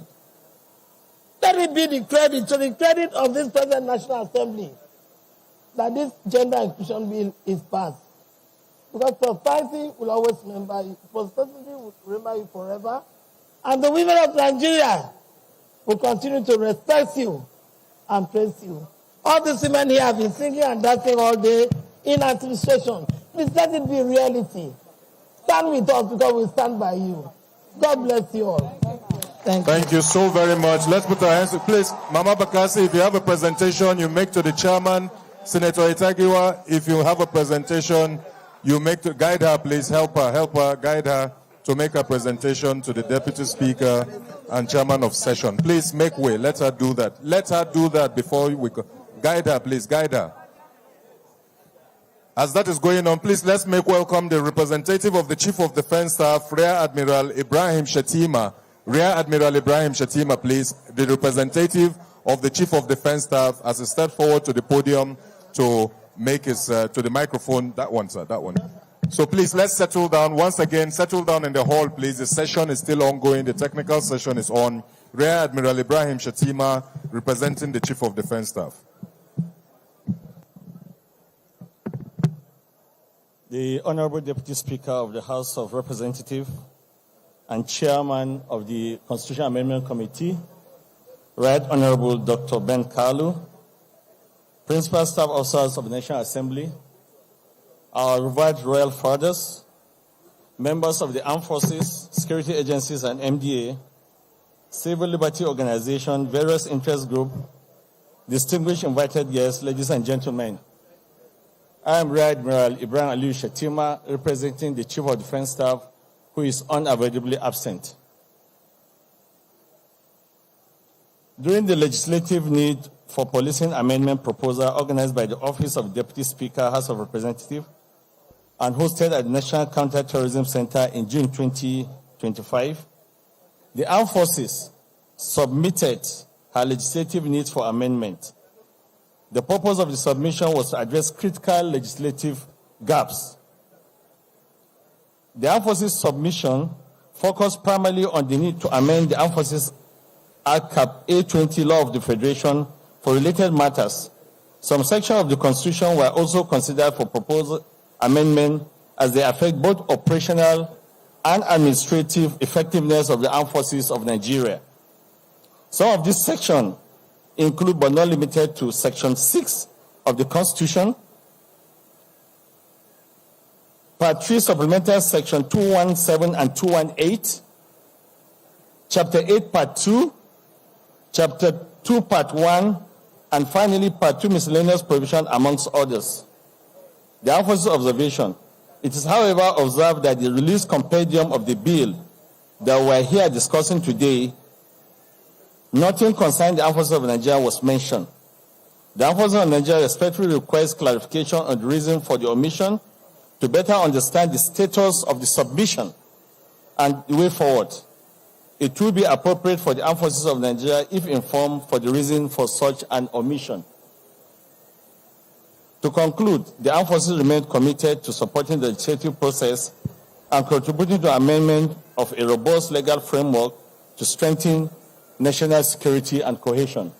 Thank you, and God bless you, sir. Thank you so very much, Rear Admiral, for keeping it brief. And please make your presentation to the Deputy Speaker. Admiral? Admiral, sir, you were, okay.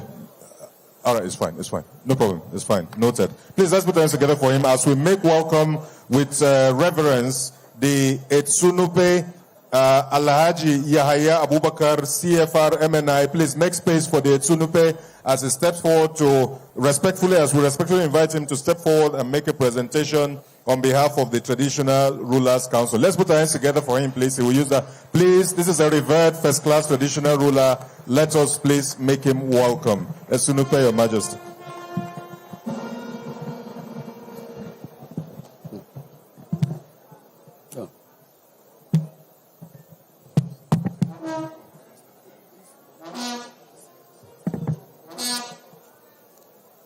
Yes, I have to be supported physically with all my colleagues. Our distinguished Deputy Speaker House of Representatives, and also the chairman of this great committee reviewing our constitution, our distinguished members of the high table here, your excellencies, your honorables, our natural mothers and traditional mothers who are here, our mothers, can you hear me? Your natural mothers, you have been playing the mother roles in our nation. Distinguished ladies and gentlemen, Assalamu alaikum wa rahmatullahi ta'ala wa barakatuh. May the blessing of Almighty Allah be with us all on this occasion. We want to express our gratitude to the chairman of this Constitutional Review Committee for kindly inviting us here today to come and partake in this public hearing we are holding. Thank you, Right Honorable Deputy Speaker. On behalf of the National Council of Traditional Rulers of Nigeria, being chaired by His Eminence, the Sultan of Sokoto, and co-chaired by His Imperial Majesty, the Oni of Ife, and having all the members of 6 geopolitical zones who are traditional rulers, paramount traditional rulers, chiefs, obas, obis, and emirs in this country. We actually established this organization known as National Council of Traditional Rulers of Nigeria as an NGO in order to meet, deliberate, and address national issues and profile and propose position papers to the federal government, state government, and local governments. We are running this organization pending when our roles and functions will be actually re-established in the Constitution of Nigeria, 1999. Going back the memory lane in history, before the amalgamation of the northern and southern protectorates and the Lagos colony to form Nigeria in 1914 by British colonialists, the various areas were a combination of kingdoms, caliphates, chiefdoms, and empires with various levels of traditional authorities as the basis for governance. Those levels included the ward, the village, the district, the emirate, kingdoms or chiefdoms. In each of these levels, the community leaders presided over and resolved issues as they occurred. That practice was incorporated into the native authority system under the British indirect rule policy. However, 1999 Constitution just removed these rules, knowing fully well from the past constitutions in Nigeria up to 1976. These rules have been very, very physically embedded in the Constitution. The reason behind removing these rules is very, very much unknown to us. However, we continue to play our roles in mediating, arbitration, and whatever issues of our people actually being brought before us. We see ourselves as a bridge,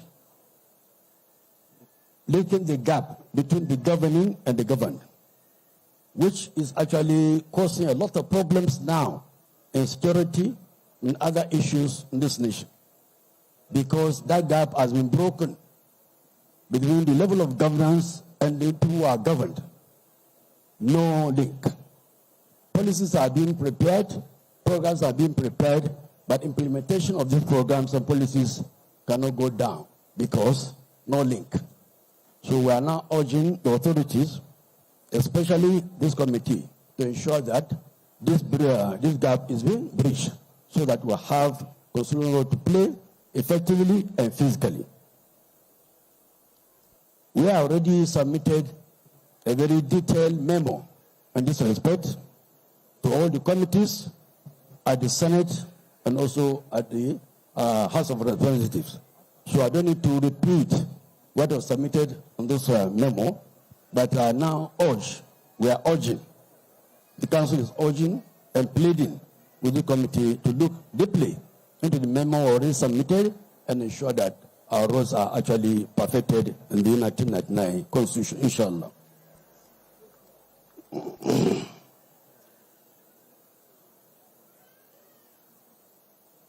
So all the natural roles we have been playing and traditional in safeguarding our custom and tradition, cultural values, religious beliefs, all this we have been playing it.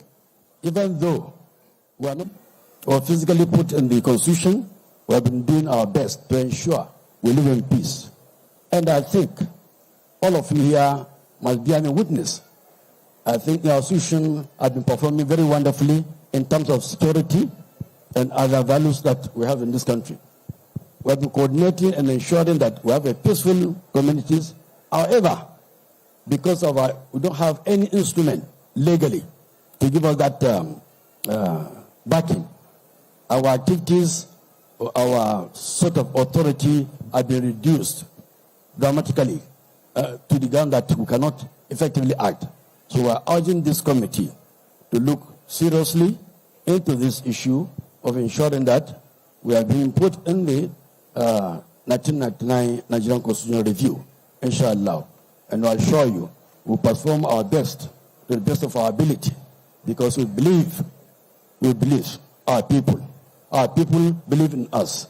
We are the very, very closest authority or closest sort of say and do and make do by people. So we believe that whatever we are doing, we should have that legal instrument. And distinguished participant, I want to make it clear there to all honorable members, executive members, governors, chairmen, and everybody that this institution is not here to usurp your authorities. No, we are here to collaborate, to complement you, so that you run this country much, much better. We don't compete at all, no competition at all. We are here to complement and actually cooperate and collaborate with all the programs, all the policies that the government may bring. We mobilize our people, we encourage them, we make them understand. Because what we speak to our own tongue, they understand better than what I'm speaking now, English. You know, a Yoruba, the moment you close the people and tell them what to do, they understand the Oba. Because I look at the same thing, the Igbo, if you call these people and talk to them, they understand it. So that language, that barrier must be bridged. We believe strongly in that. So thank you for the listening, and I believe whatever we're presenting will go a long way to actually supporting our need to be included in our constitution authority or sort of function. Thank you, and God bless you. Thank you so very much, His Royal Majesty the Etsunupe Alhaji Yahya Abubakar, on behalf of this galaxy of traditional rulers who are here. The Deputy Speaker has reason to accept the presentation. Your Majesty, if you can just make the presentation to the Deputy Speaker. Of course, the Alafin of Oyo is also here. Oba Owade Tortif is also here. Professor Ayatse, and a galaxy of other eminent first-class traditional rulers from all over the country. Obi of Onitsha, Agbogide Alfred, Nemeka Achebe, and all the rest of you, Ezimo, Ezeabia, you are all very welcome. We celebrate. Let's put our hands together for them as they return. The Alafin of Oyo is making a presentation to the Deputy Speaker. Thank you very much, Kabiesi. Thank you, Oba Uwade the first. We celebrate you. Thank you, thank you. Let's allow them go back to their seats, please. Thank you. And as we proceed, I would like to invite, please take the microphone to her, Lois Auta, President, Network of Women with Disabilities. Please, let's give her the microphone. Let's take the mic. My technical friend, you promised you'll be close, please. To Lois Auta, President, Network of Women with Disabilities. Every segment is represented. Every segment is represented. Thank you. 2 minutes each, please. 2 minutes. Technical, help Lois, please. Help Lois. Adjust the microphone for her. Please. Thank you.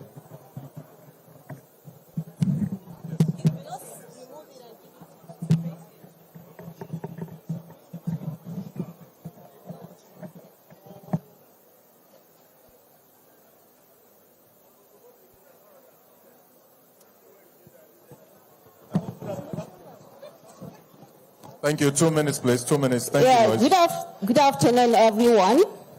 Please permit me to sit on the already established protocol. My name is Lois Auta, and I'm representing Network of Women with Disabilities. Please, if you are a woman with disability in the house, join us, please. Please. Let's proceed, please. Thank you. Thank you, DG, for standing by us. Thank you, Mommy Ene, and everyone. On behalf of women with disabilities in this country, as it is right now, we are at a 0% level of participation in governance. We are triple jeopardized. We are excluded. We are underrepresented in every sector. In Kenya, we have a visually impaired woman who is a senator in Kenya's parliament.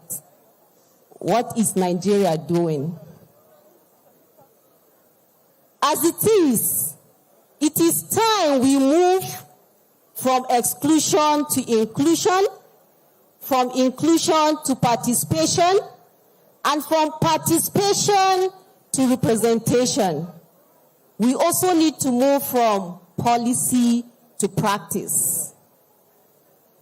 But before I go on, I sincerely and deeply want to appreciate the leadership of the 10th Assembly, the Senate, and the Speaker for including 5% for persons with disabilities, especially women. Please, a round of applause for the 10th Assembly. And we are also here to tell you that women with disabilities can become the best governors, the best senators, the best members of the House of Representatives, the best members of the state houses of assembly, and any elective or appointive positions. And don't forget, there is productivity in disability. What did I say? There is productivity in disability. Include us.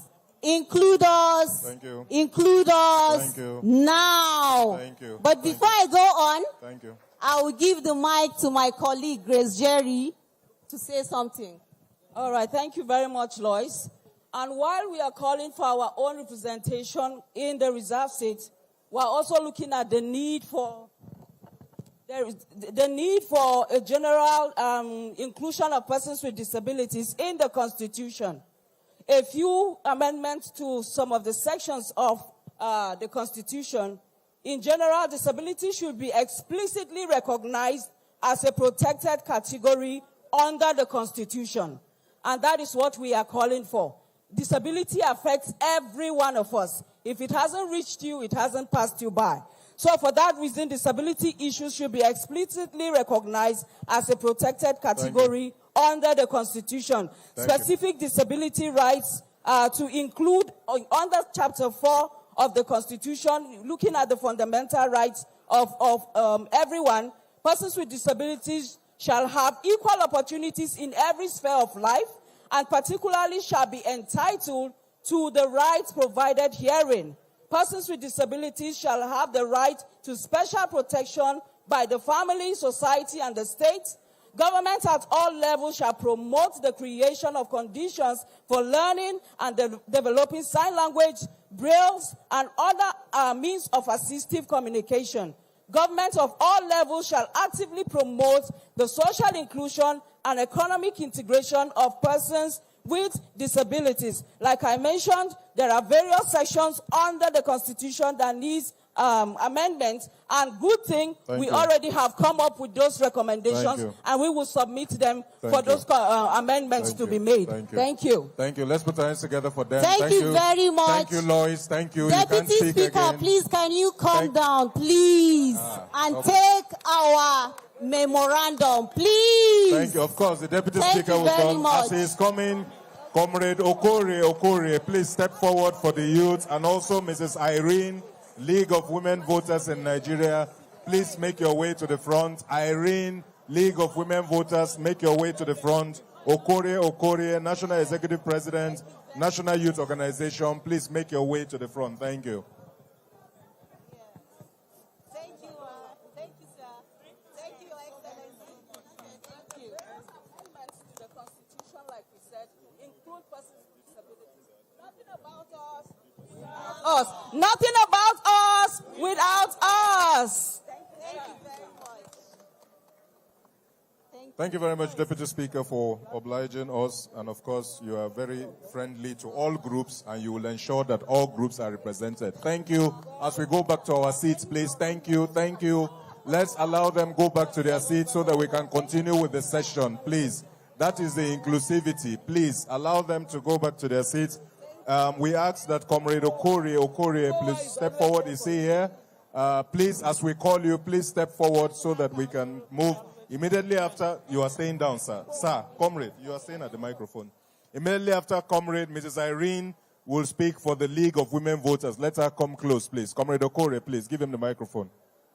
Speaking on behalf of the youth, Nigerian Youth Organization, Comrade Okore, please. Your Excellency, the Right Honorable Speaker, Your Excellency, the Right Honorable Deputy Speaker. Please, back to our seats, please. Please, let's go back to our seats, please. Thank you.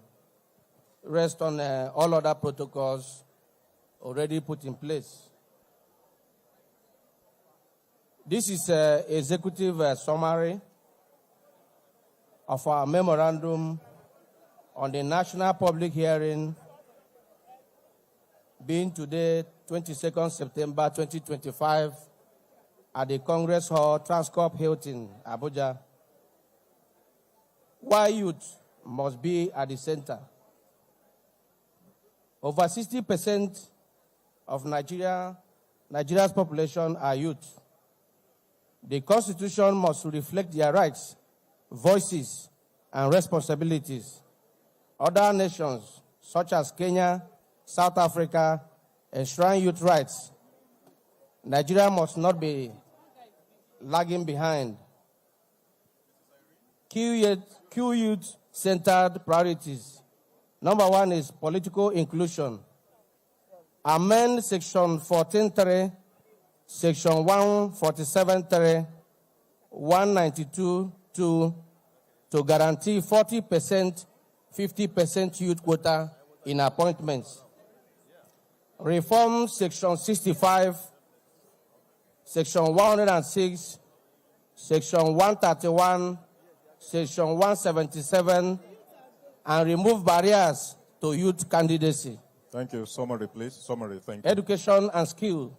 Amend Section 18, make basic education a justiciable right. Recognize technical and vocational education as national priority. Employment and empowerment. Strengthen Section 16 and 17 and mandate youth employment schemes and guarantee youth access to credit, land, and entrepreneurship. Youth in governance and policy. Establish a National Youth Development Commission, NYDC, with constitutional backing. Establish youth consultative Forum under National Assembly. Mr. President, summary, please. Security and inclusion. Amend Section 14.2b. Recognize youth as partners in peace and policing. Insert protection in Section 17.3. Safeguard youth from digital, economic, and social exploitation. Conclusion. The youth are not just leaders of tomorrow, but stakeholders of today. A constitution that will entrench youth rights, opportunities, and participation will secure Nigeria's democratic and developmental future. Submitted by Comrade Okode Siokori, National Executive President, Nigeria Youth Organization. Build the youth, build the nation. Thank you, Mr. Build the President. youth. Scatter the youth. Scatter the youth. Thank God you. bless Thank you. Nigeria. Make your presentation to the Deputy Speaker, please. Mr. President, this way. Mr. President, this way. And as is going, please let us make welcome Mrs. Irene of the League of Women Voters in Nigeria as she makes, again, a summary. Please help us, please. A summary, and then you present, and we go, please. Mr. Thank you. Deputy Speaker, sir, my name is Honorable Irene Awuna Ike, the President of League of Women Voters of Nigeria. Sorry, while he's speaking, Comrade I leave here this morning the Nigerian women from the 36 states.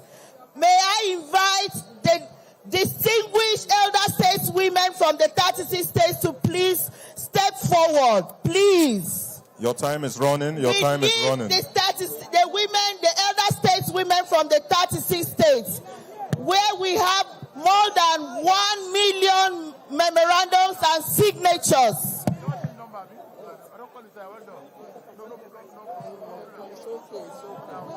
Your time is running. Just continue, ma. Continue. We have other groups, please. We are here to support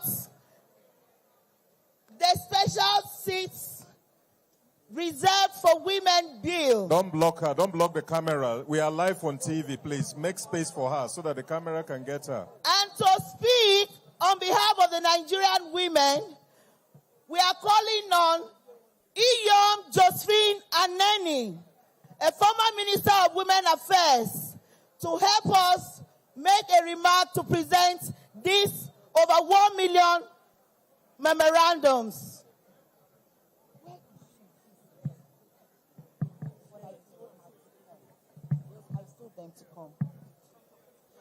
Is Iyom coming, please? Is Iyom coming? She's here. She's just here. All right, let's. It's within the 2 minutes for the women. Please, 2 minutes, please. Please, let's help, please.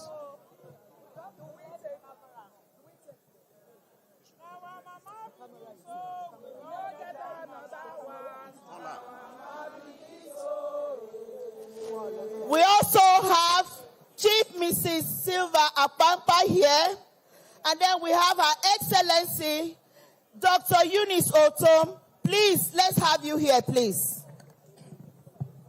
We are standing on all existing protocol. We are the mamas, but we are so happy that we are giving birth to strong children. So, and their voices are stronger.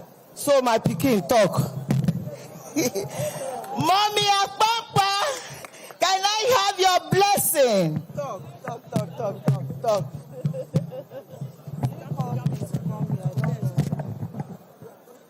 No women.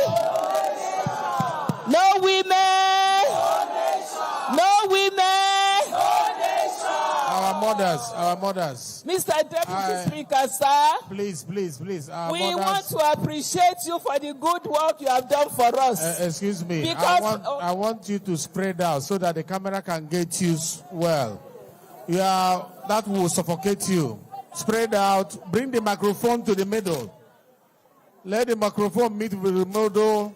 Please spread out so that they can see the faces of all the women. Let's listen to the Deputy Speaker, please. Camera, move back. Camera, move back a bit. Let the women. Doris, starting from you. Move back. Spread out. Spread out so that I can get the women. Okay. Who is managing the microphone? Bring it towards the center so that they can. Okay, I should continue. Okay. Mr. Deputy Speaker, sir. Yeah, go ahead, madam. We are here to show appreciation because the money shows the day. Mr. Deputy Speaker, we are here to appreciate you and all the members of the National Assembly, the 10th National Assembly, because you are gender friendly. The money shows the day. With all the speeches you have made so far today, we know that this bill we know you have approved a bill, and we are saying a big thank you in advance. Thank you. God bless you all. Thank you. Thank you very much. Thank you. Let's put our hands together for them as they go back to their seats. If you have a presentation, make to the Deputy Speaker.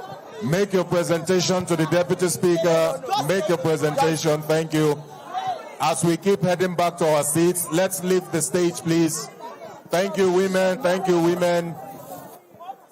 Thank you, women. Thank you. Make your presentation, please.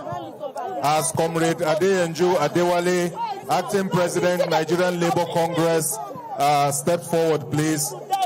Please. Women, please. We are very organized. Thank you. We are very organized, please. Thank you.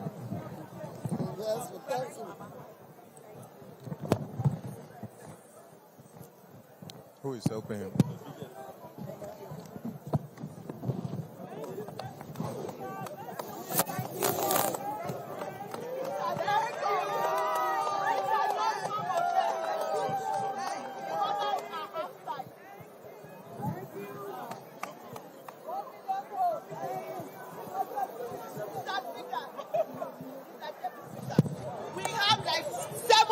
Must go outside. We have like 7 Ghana must go of these signatures from each senatorial zone in Nigeria. Thank you for this opportunity. Thank you. Thank you. Thank you. As you present, you go back to your seats, please. Thank you. So that we make space for other presenters. Thank you, women. So that we know that if the women come, they will not chase away everybody. Thank you, women. Thank you. Thank you, women. Thank you.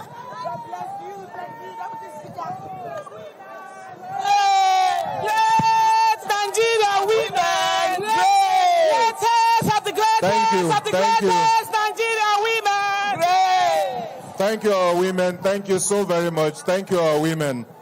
Comrade Adeyanju Adewale, are you close by, please, to speak on behalf of the Nigerian Labour Congress? Please step to the microphone, and as directed by the Deputy Speaker, the microphone should be taken to the middle, please. Take the microphone to the middle, please. All the others, thank you, our women. Can our women go back to their seats, please? Thank you. Thank you. Let's go back to our seats so that we can make space for other presenters, please. Thank you. Please. Organized Labour, Comrade Adeyanju Adewale, Acting President, Nigerian Labour Congress, to speak for Organized Labour, please. Thank you.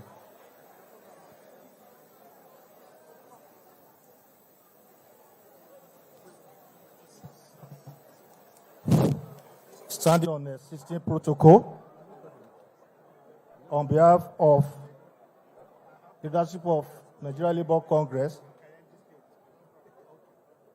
we are standing on behalf of Comrade Joe Ajaero, who would have loved to be part of this epoch history making today, but he was on our way for another beautiful assignment, and he has asked us to come and deliver his speech.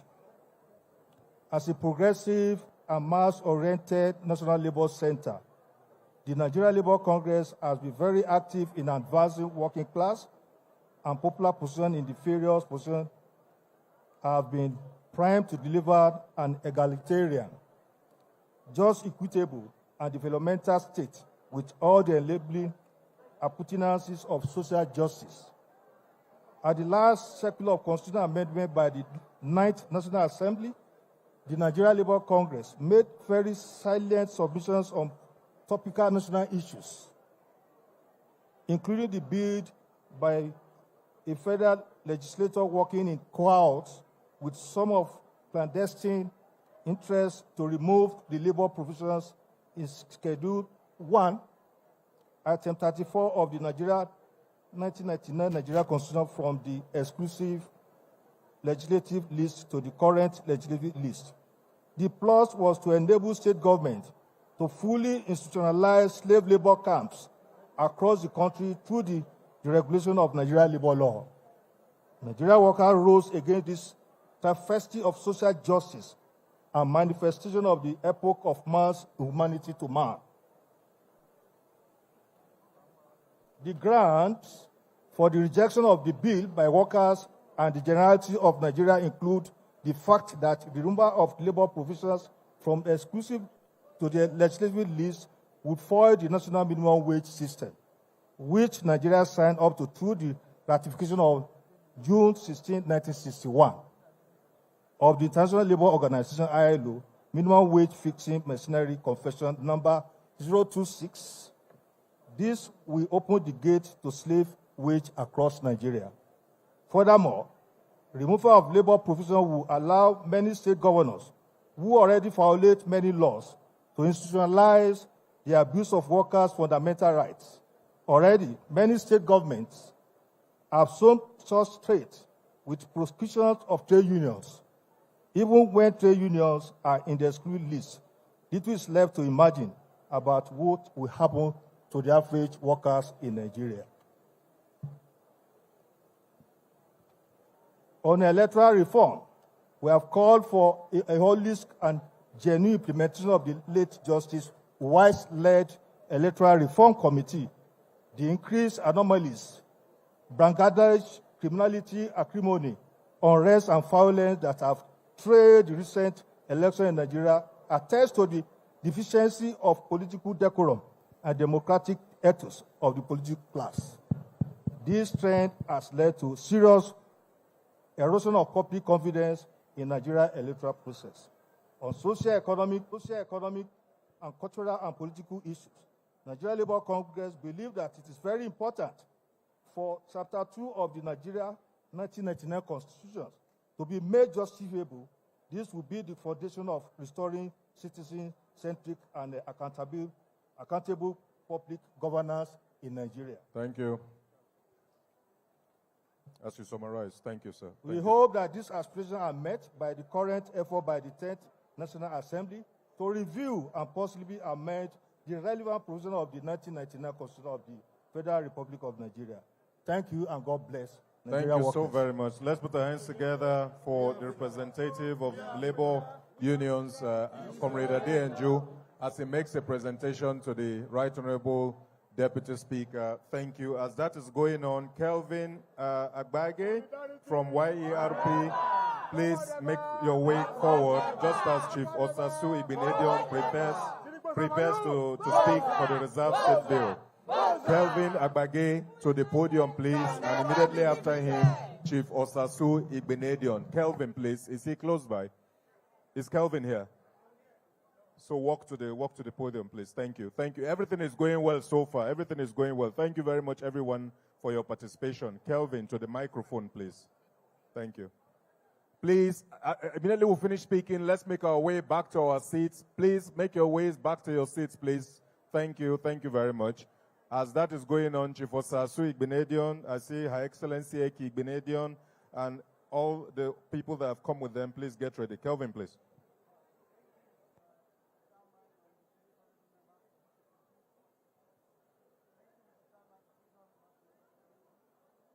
This is Kelvin Agagbe. I represent Benue State at the Nigerian largest youth electoral reform network, YEP Niger.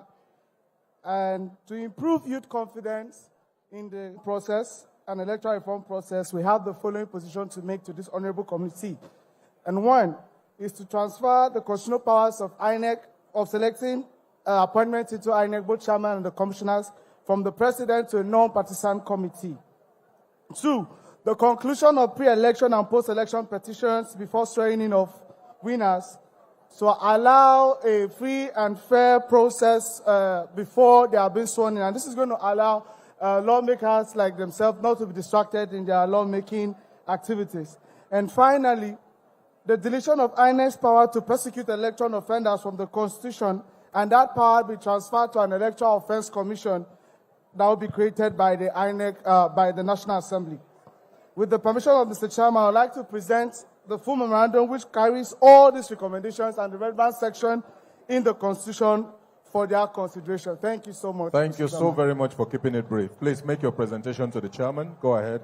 Thank you very much. As Chief Osasu Igbinedion Oguche steps forward to the microphone. Let's make her welcome Chief Osasu Igbinedion Oguche. Mommy, 2 minutes, please. 2 minutes. Thank you. It starts now. Thank you so much. Your Excellencies, distinguished ladies and gentlemen, good afternoon. My name is Chief Mrs. Osasu Igbinedion Oguche.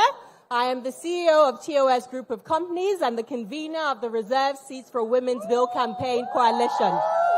I'm standing here today with my mother, Her Excellency, Dr. Mrs. Eki Igbinedion, I almost called you Oguche, who has fought for women's rights since before I was born. She's the giant on whose shoulder I stand on today. So I honor you, Mommy. Thank you so much for being here. My husband, the greatest he for she, is also here, Mr. Nathaniel Oguche. Round of applause for him. All my state and zonal leaders are here. Dr. Adora Sidney Jack, Dr. A.B. Eleziana, Sophie Uzodima, all our state leaders, Zainab. These women have worked relentlessly over the last 7 months, taking the message of the Reserve Seats for Women's Bill from the ward level to the local government level, to the state level, and now at the national public hearing. Round of applause for them, please. Your Excellency, the Right Honorable Deputy Speaker of the House of Representatives, Right Honorable Benjamin Kalu, PhD CFR, we would like to use this opportunity to thank you. Thank you for standing with Nigerian women. Thank you for sponsoring this bill, HB 1349, which looks to reserve 74 seats in the National Assembly, that is 37 in the Senate, 37 in the House of Representatives, for only women to contest. These seats are representative of 1 seat per state and the FCT.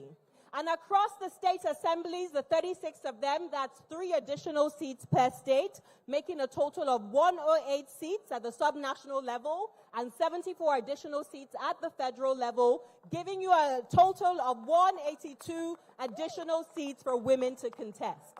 Why is this important? Women have never asked for tokenism. Women have never asked for handouts. We're looking to level the playing field so women with capacity, women with brilliance, women with the energy, women with the desire and the appetite for politics can vie successfully if they wish to. I had a young girl come up to me and said, Auntie Osasu, I want to be a senator, but I do not see women represented in parliament. Do you think my dreams are valid?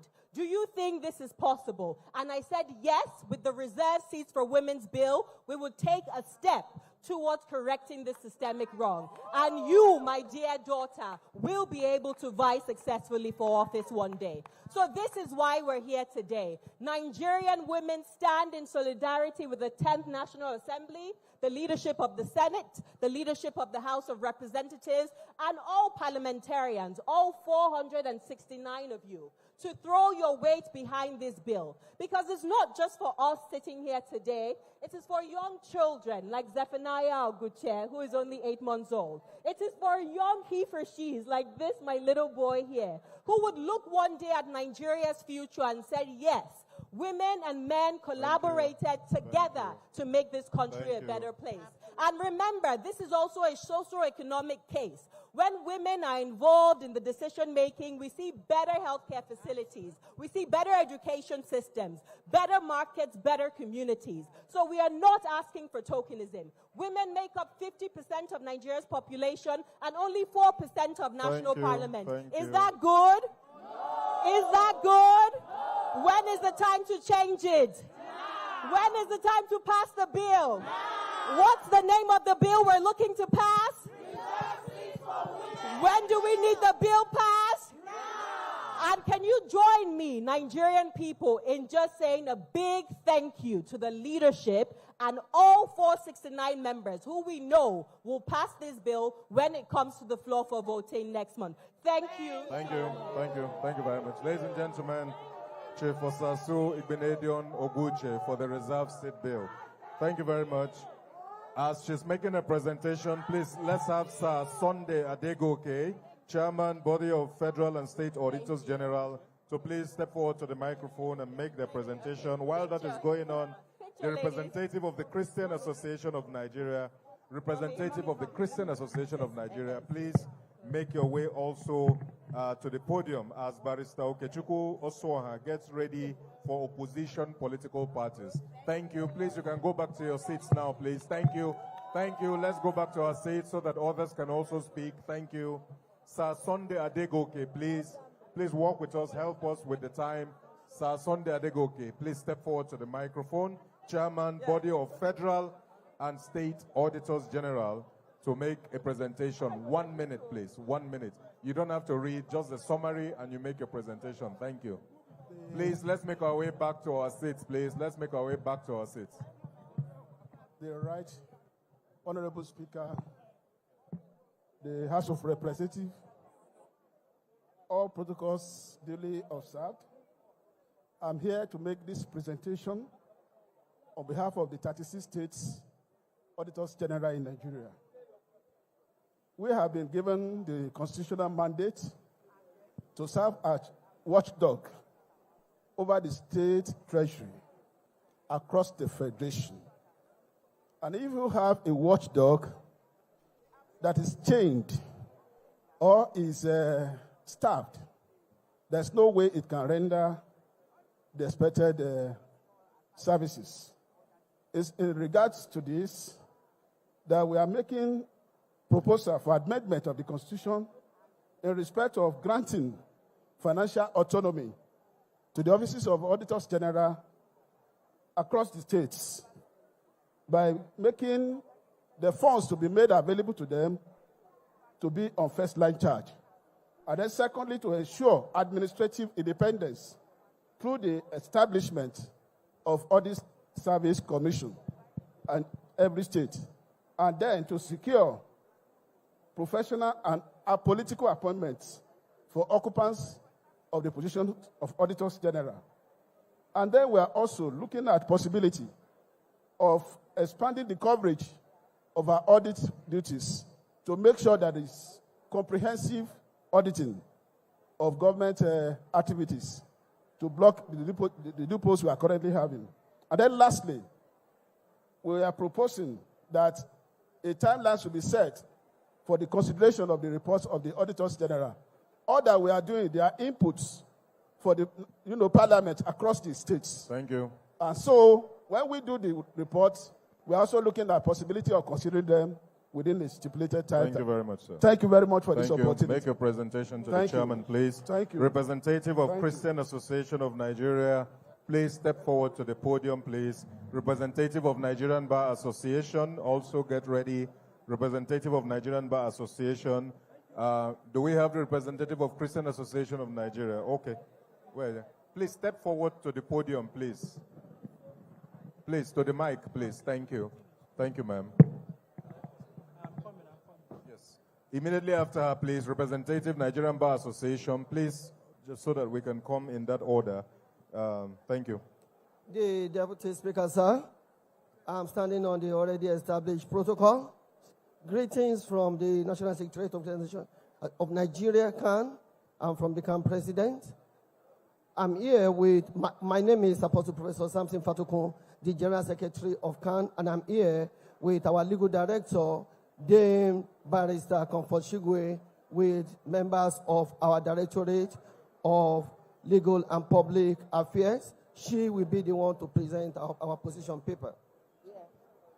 Thank you. The summary of it, please. Thank you. Mr. Chairman, we are grateful to your committee for all you have been doing for us.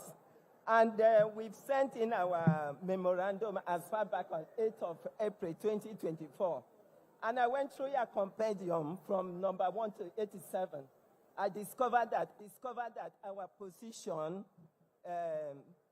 that we submitted are all captured mostly in your bills. Wonderful. Because one, we take, for example, the issue of Section 10 that has to do with the secularity of Nigeria, which we have captured in your compendium and under Bill HB 79, where we want to encourage you to continue and encourage your members to also support us and make sure that in the absence of Section 10 not being upheld, we need an ecclesiastical court. Thank you. Which will also get towards normalizing and bringing equity to the country. On judicial reforms, we have also captured that again in terms of autonomy and independence of the judiciary, especially on financial issues. And it's also captured in one of the bills here. I have them here all. But where we also want to encourage you is the issue of INEC, where we are asking that INEC should be splitted into two departments. And also one side of it will be in charge of elections, and the other side will be in charge of registration of parties. And another area we are looking at it for reforms to be carried, principles and our position, is the fact that let us also remember women beyond reserved seats and encourage us in terms of empowerment and inheritance. Empowerment and inheritance. Especially in some areas in Nigeria, women are not permitted to inherit anything after marriage. I think we need a bill on that area.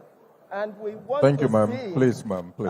In terms of let's put our hands together for her, please. strengthening institutions, let there be oversight inspectory divisions where we would not have preemptive issues ironed before bringing them to the public for anything.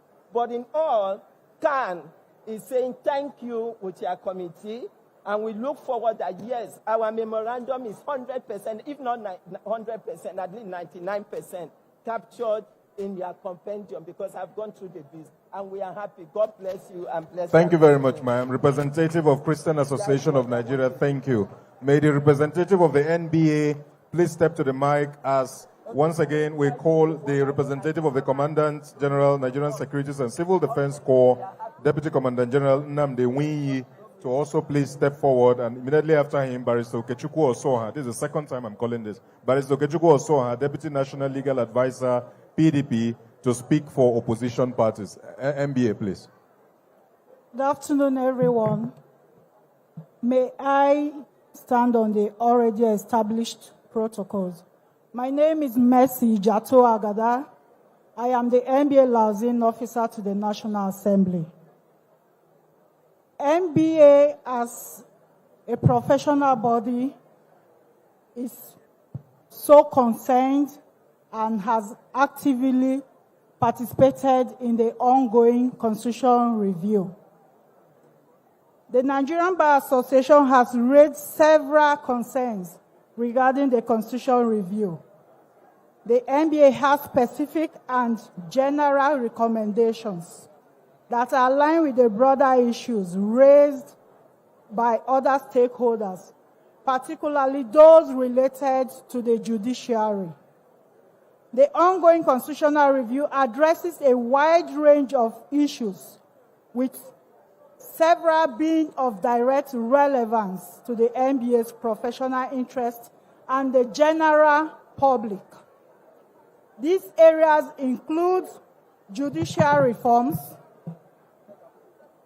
This is a primary concern of the NBA. Proposals include measures to strengthen the independence of the judiciary, address systemic delays in the administration of justice, and establish local government election tribunals. The NBA's own constitution and recent communiques also emphasize the need to modernize the legal system to enhance justice delivery and align with international best practices. Devolution of powers. The NBA supports the devolution of powers from the federal to the state and local governments. This includes proposals for state police to address Nigeria's security challenges, and granting more physical autonomy to local governments.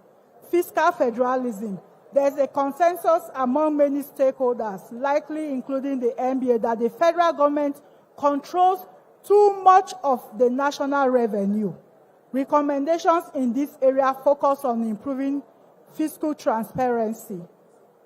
Thank you. The NBA, along with other civil society groups, is likely to support bills that aim to increase the political representation of women and other underrepresented groups, such as the Special Seats Bill. Thank you. Thank you so very much. That's the Nigerian Bar Association. Thank you very much. May we have Barrister Okechukwu Osoha to speak for opposition political parties. Immediately after him, Nigerian Security and Civil Defense Corps, please. Thank you. CP Lawrence Alobi, we celebrate you. Thank you for joining us. Thank you. Please, let's make way for Okechukwu Osoha, please. Thank you so much. May I crave your indulgence to stand on the already established protocol.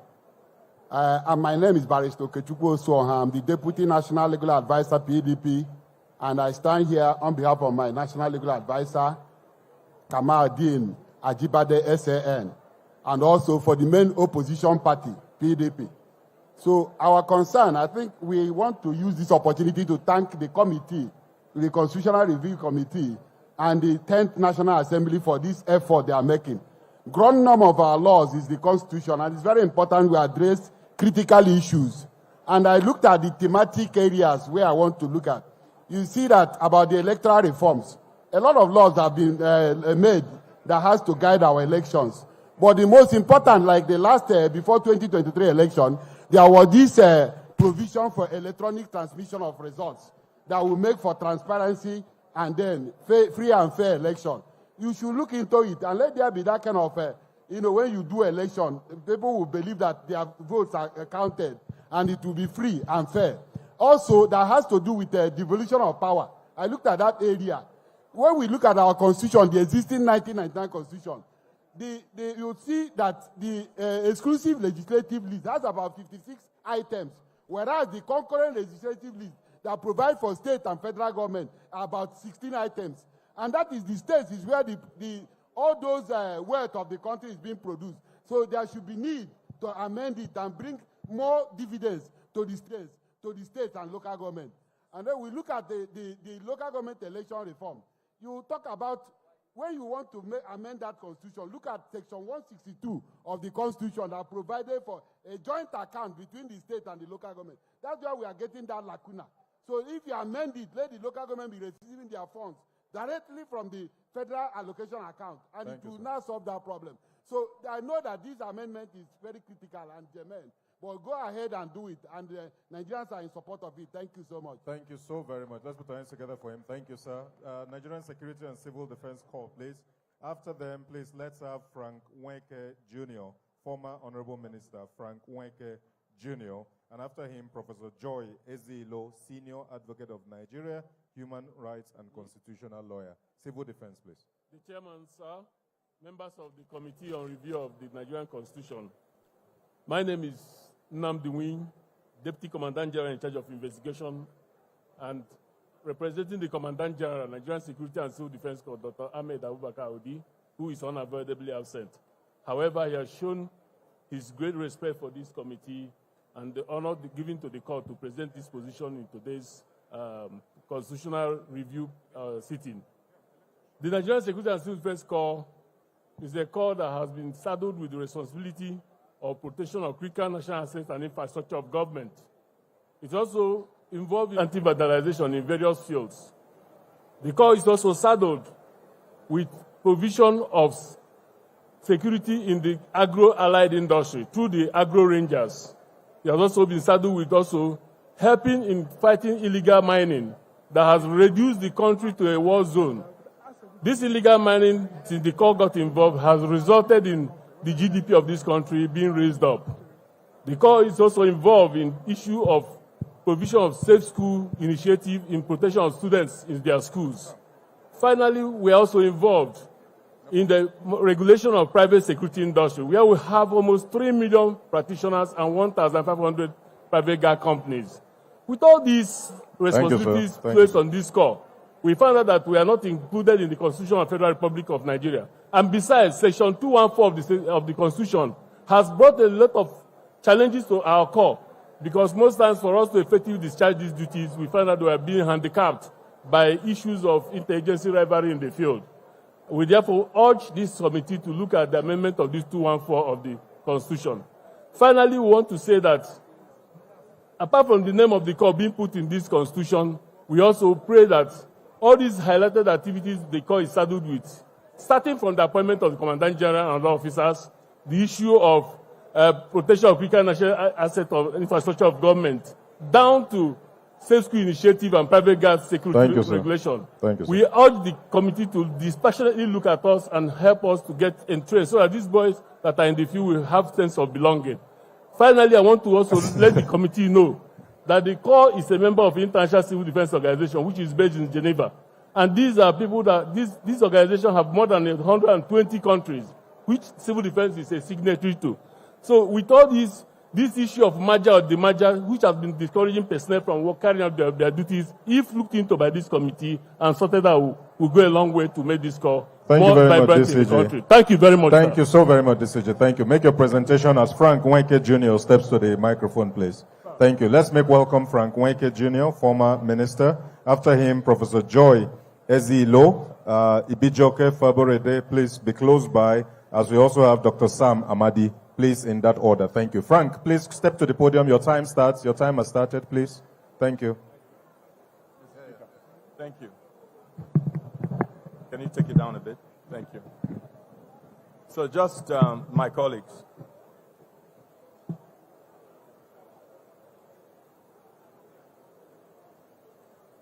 $30 seconds gone. Please just bear with us, just for my colleagues to join us. Well, Mr. Speaker, very distinguished ladies and gentlemen, it is with deep honor and solemn responsibility that I stand before this assembly on this momentous occasion. For nearly 3 decades, I've had the privilege of serving our country in various capacities. As Minister of Intergovernmental Affairs and Special Duties, as Minister for Youth Development, Minister for Information, Minister for Communication, and I've also had the privilege to serve as Director General of the Nigerian Economic Summit Group. But today I stand here as Chairman of Fixed Politics Nigeria, in continuation of my lifelong commitment to the emergence of a better country. And Fixed Politics Nigeria is a citizen-led movement that is committed to transforming our political culture and reforming institutions so that Nigeria can have better governance and our citizens better outcomes. We commend the 10th House of Representatives for embracing the voices of citizens in this constitutional reform process. Truly, democracy ought to be lived this way, listening to the people, elevating their aspirations, and making those aspirations part of our fundamental law. But today, our submissions focuses on 2 vital reforms. The first one is diaspora voting, and the second one is independent candidacy. These are not peripheral, Mr. Speaker. They are central to what democracy is about. It's about fairness and it's about inclusion. And we demand that this should be included prior to the elections in 2027. I'll focus very briefly on diaspora voting. Nigerian diaspora is vast and deeply engaged. Estimates place the number of Nigerians in diaspora to between 17 to 20 million. Their financial contribution is enormous. And in 2024 alone, remittances officially recorded were put at $20.93 billion, more than 4 times the value of foreign direct investments in the same period. Over just 5 years, diaspora remittances exceeded $90 million, sustaining our economy, supporting households, education, real estate, health, agriculture, and more. Nigeria alone receives 35% of sub-Saharan Africa's diaspora remittances, roughly about $19.5 billion in 2023. But despite these contributions, Nigerians abroad currently have no constitutional or legal mechanism to vote from outside the country. Several bills have been proposed, including amendments to Section 77 and 117 of the Constitution, but none have passed. Other countries are already ahead. Kenya allows out-of-country voting. for presidential elections. South Africa, Namibia, Burkina Faso, Togo also practice diaspora voting. Ghana, under its representation of the People's Amendment Act 2006, has legislated for diaspora voting, though implementation is partial. Independent candidacy. Nigeria is considering constitutional reforms to allow independent candidates to contest elective offices at all levels, presidential, federal, state, and local government, without having to be sponsored by a political party. Under the proposed rules, independent candidates must obtain certain verified signatures. We support this, and we urge this committee to look into this very, very seriously, because there are so many Nigerians who are competent, who have capacity, but who are constrained by the shenanigans in existing political parties. And so we at Fixed Politics are very happy to have this opportunity to make this strong representation, and are supremely confident that on the merits of it, based on data, based on empirical evidence, and based on global best practice, that these proposals will be well received for the benefit of our country and for the development of our democracy. Thank you so very much, Mr. Frank Nweke Jr. Thank you, thank you. As you take a handshake with the Deputy Speaker, thank you, sir. Thank you, sir. Please, sir, thank you. Make your presentation to the Deputy Speaker, please. Ibijoke Faborede, Professor Joy Ezilo San, is she close by? Yes, please, Prof, step to the podium, please. After which, Ibijoke of Elector, then CID Maduabum, Honorable, and Barrister DC Ename. Please, Barrister DC Ename, for state creation. Okay. Get ready. Professor Ezilo, ma. Yeah. Thank you, Your Excellency, distinguished members of the House of Representatives, distinguished ladies and gentlemen, our royal fathers here, the women. No woman, no constitution. My name is Professor Joy Ngozi Ezilo, Senior Advocate of Nigeria, Officer of the Order of Niger, Life Venture. I want to just make a very small presentation to add to what I've been saying, and then to point to further sections that require to be amended. It is very clear from all the presentation, Your Excellency, that has been made, that where the power is, women are not. And we know that in other parts of Africa, it would be good for us to bear in mind where Nigeria is. As we speak, significant progress has been made in Nigeria. If you look at Rwanda, the representation is 61.3% at the lower house and 34.6% at the upper legislative chambers. In South Africa, representation 46.2% and 44% at the upper house. Senegal 46%, Namibia 44.2%, Mozambique 43.2%, Cape Verde 41.7%. And the Deputy Chair, I want to say that I'm proud to be part of Rwanda, writing of the Constitution of Rwanda and many other African countries. And I would love to see change in my country. Burundi 38%, Cameroon 34%, Angola, many other countries. What am I saying? Thank you. The analysis highlights the strides by various African countries. The statistics shows that Nigeria women still has a significant distance to cover in achieving gender parity in its parliament. The time is now for inclusive governance. It's not a lofty ideal. Mr. Chair and Deputy Speaker, Your Excellency, we need to amend further sections. We need to amend section 42, and the need for this measure comes from also opposition that by having affirmative action, it will amount to, please let me just point to areas that have not been spoken about. Section 42 needs to be amended. We need to repeal section 42.3, and we need to create new provisions for section 42.1 to read, the state, people, or institution shall not discriminate directly or indirectly against any person on ground including race, sex, pregnancy, marital status, health status, ethnic or social origin, age, disability, religion, conscience, belief, culture, dress, language, or birth. We need to amend section 42 of the Constitution by introducing subsection 1. So the state shall take legislative and administrative and other measures to ensure that not more than 2/3 of the members of the appointed position shall be of the same sex. Further amendment, section 147.3.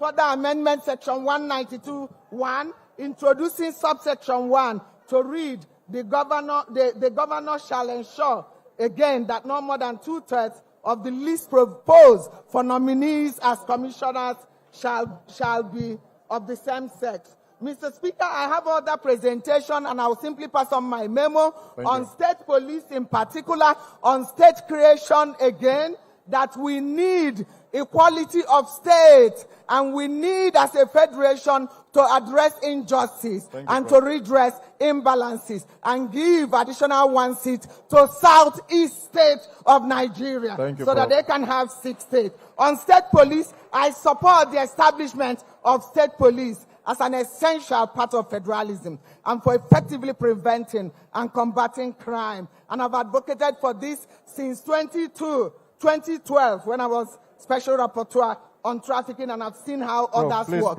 I will present my memo. It contains so many other things. Yes, ma'am. But what we are saying, that the time is now. Yes, ma'am. We agree. The time is now. We agree, Prof. The time is now. We agree, Prof. And we have to know that we are not talking about tokenism. Thank you. We are talking about inclusion. Thank you, Prof. Inclusion of women in governance. Will be included for too. Thank you, Prof. engendered development and democracy. A democracy that is not engendered is indeed in danger. Thank you. Thank you. Thank you, Prof. Thank you. Professor Joy Ezilo, Senior Advocate of Nigeria. Let's put our hands together for our very passionate. They are laughing of Oyo. Your Excellency, the Deputy Speaker has made a request that he would like to witness the presentation of the creation of a new state from Oyo town. So he has craved, of course, when the traditional ruler makes a request, the Deputy Speaker has authorized me to suspend everything and allow the laughing of Oyo. Please step forward and make his presentation, led by Chief Emmanuel Laoye and Chief Adeshokpe. Please step forward and make your presentation. Thank you. While it's coming, please, thank you. Ibijoke, be ready. CID Maduabom, please. Let us wait for their laughing, please. Traditional institution, the Deputy Speaker respects.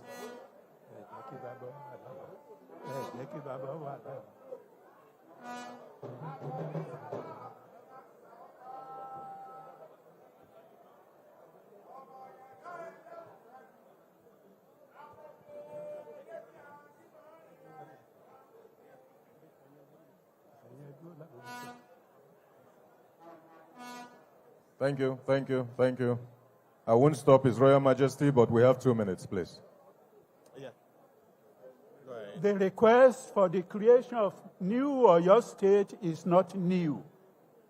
It kick-started with the administration of Alhaji in 1978. Alhaji Shagari, whose parliament approved the creation of new Oyo State with Oyo as capital. We followed it up at the National Conference of 2014, where that conference unanimously approved the creation of new Oyo State with Oyo as capital. But this time around, we are happy to note that there's unanimity in the entire Oyo State that the present Oyo State deserves to be broken into 2 states. Ibadan State with capital at Ibadan and new Oyo State with capital at Oyo. So, Your Excellency, we want to present that memo to you. Secondly, we also have a memo for creation of more local governments in Oyo senatorial, in Oyo zonal administrations. There are 4 local governments, and Oyo zone has the largest land mass in Oyo State. So we are requesting that Atiba, that also has the largest land mass of local government in Oyo State, spanning through boundary with Ogbomoso, to boundary with Ikoyi, to boundary with Shaki, and back through Iseyin to Oyo, be broken into 4 local governments. That is, Atiba local government remaining as the metropolitan local government and 3 other local governments across the landmass of Atiba. Similarly, we are requesting for the creation of 2 additional local governments in Oyo West. And finally, 1 local government in Oyo East local government. So that we make a total of 9, which equitably competes with other zones in that new state. Thank you. Thank you very God much. bless. Thank you very much, Baba. Thank you. And thank you, KBSC, for accompanying your delegation for this presentation. We honor you, Your Imperial Majesty, the Alaafin of Oyo, Oba Owode the First. Thank you so very much for coming. Ibijoke Faborede, please step to the microphone for your presentation. And after which, Honorable CID Maduabum, please, will also step forward. Remember, this event is being covered live. This event is being covered live, so that's why we are moderating the time. Thank you. Ibijoke, please. Yes. Your Excellencies, permit me to stand on all existing protocol. I am Ibijoke Faborede, the Chief Executive of Self-Electa, a non-partisan organization advancing inclusive governance and social innovation in Nigeria. Today, I present 2 critical legislative proposals with the potential to transform Nigeria's democracy and unlock our nation's socio-economic potential. The first one is the Independent Candidacy Bill, HB 1630, and the second one is the Reserve Seat Bill, HB 1349. The Independent Candidacy Bill seeks to amend key sections of the Constitution, including Section 65, 106, 131, 177, and 221, to allow qualified Nigerian citizens to contest elections without political party sponsorship, with safeguards, including nominations by signature, INEC verification, security deposit, and equal campaign access. Thus, this bill threatens the existence of or dominance of political parties. Absolutely not. Political parties remain central to democracy. The bill mirrors global practices in over 90 democracies, including Ghana, India, South Africa, the UK, Finland, and Kenya, where independent candidacy coexists with strong political party systems. The urgency is clear. The 9th National Assembly had a 100% turnover rate of female senators. Now, let me put this into perspective. No female senator from Lee made it to the 10th Assembly.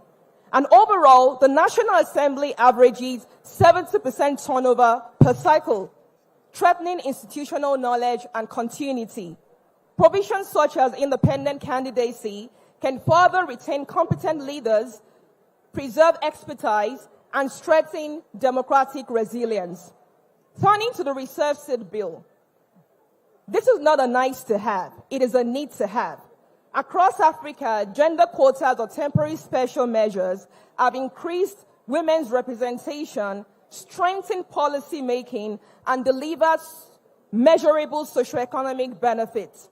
Rwanda, where women hold 60% of parliamentary seats, have improved social spending, governance, and GDP growth.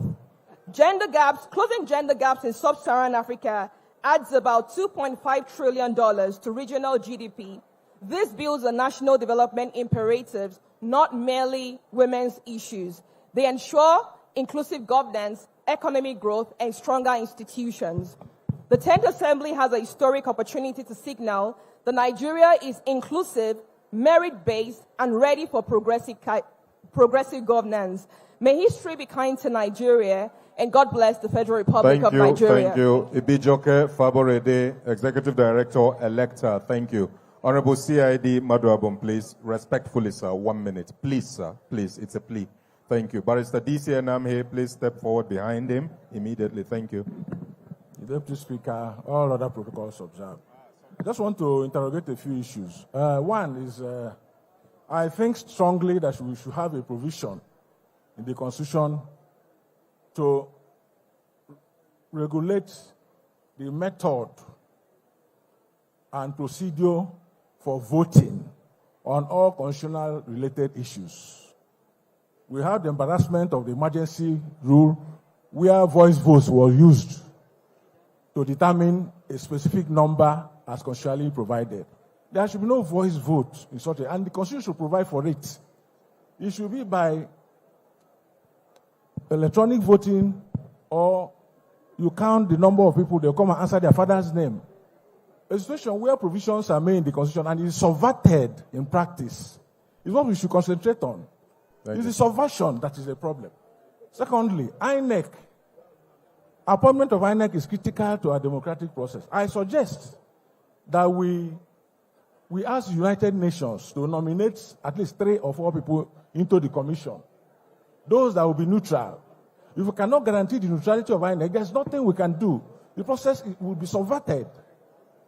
The third thing I want to say is that most of these bills here now have been passed in the former assembly. This independent candidacy bill was passed in the 7th assembly, 8th assembly, 9th assembly. Thank you, sir. What happens to those ones that failed? Why did they fail? Have we interrogated that?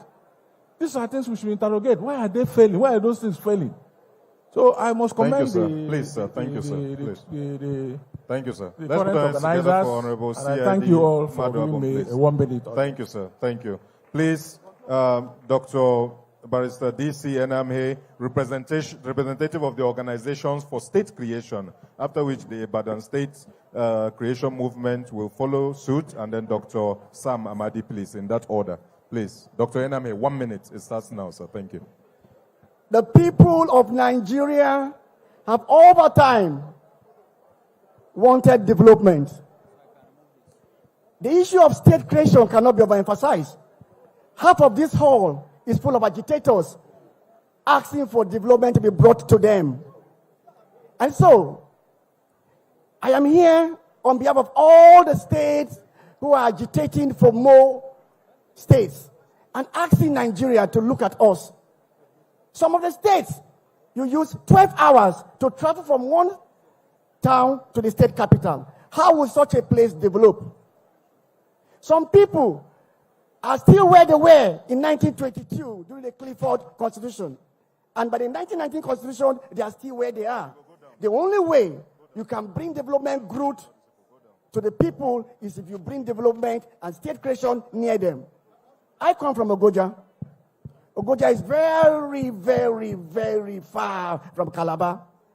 If you leave in the morning, 6 a.m., you get to Abuja at 8 p.m.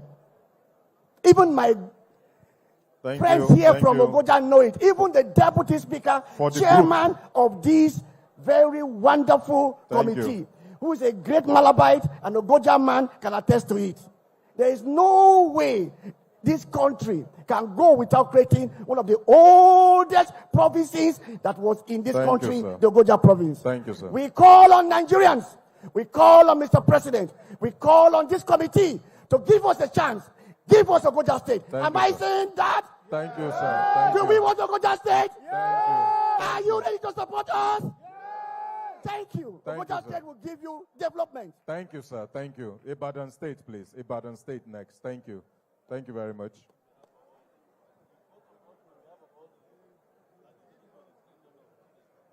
One minute, please. Ibadan State, 1 minute starts now. Dr. Sam Amadi, you are speaking next, please. Standing on the already established protocol, my name is Chief Barrister Niyi Ajewole, the President General of Central Council of Ibadan Indigene, and on behalf of His Imperial Majesty, His Excellency Obara Sidi Adewolu Ladoja, the Olubado of Ibadan land, and the good people of Ibadan land, we come before you to seek for the creation of Ibadan State. It should be noted that when Nigeria was 3 regions, Northern region, Kaduna was the capital of Northern region, Enugu was the capital of Eastern region, Ibadan was the capital of Western region. Of all these 3, all others are now state except Ibadan land.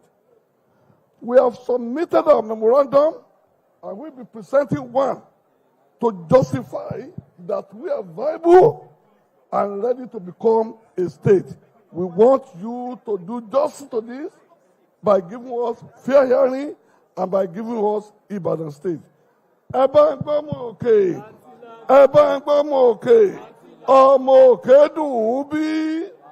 Thank you, sir. Thank you, sir. Please make your presentation. Thank you, sir. Dr. Sam Amadi, please.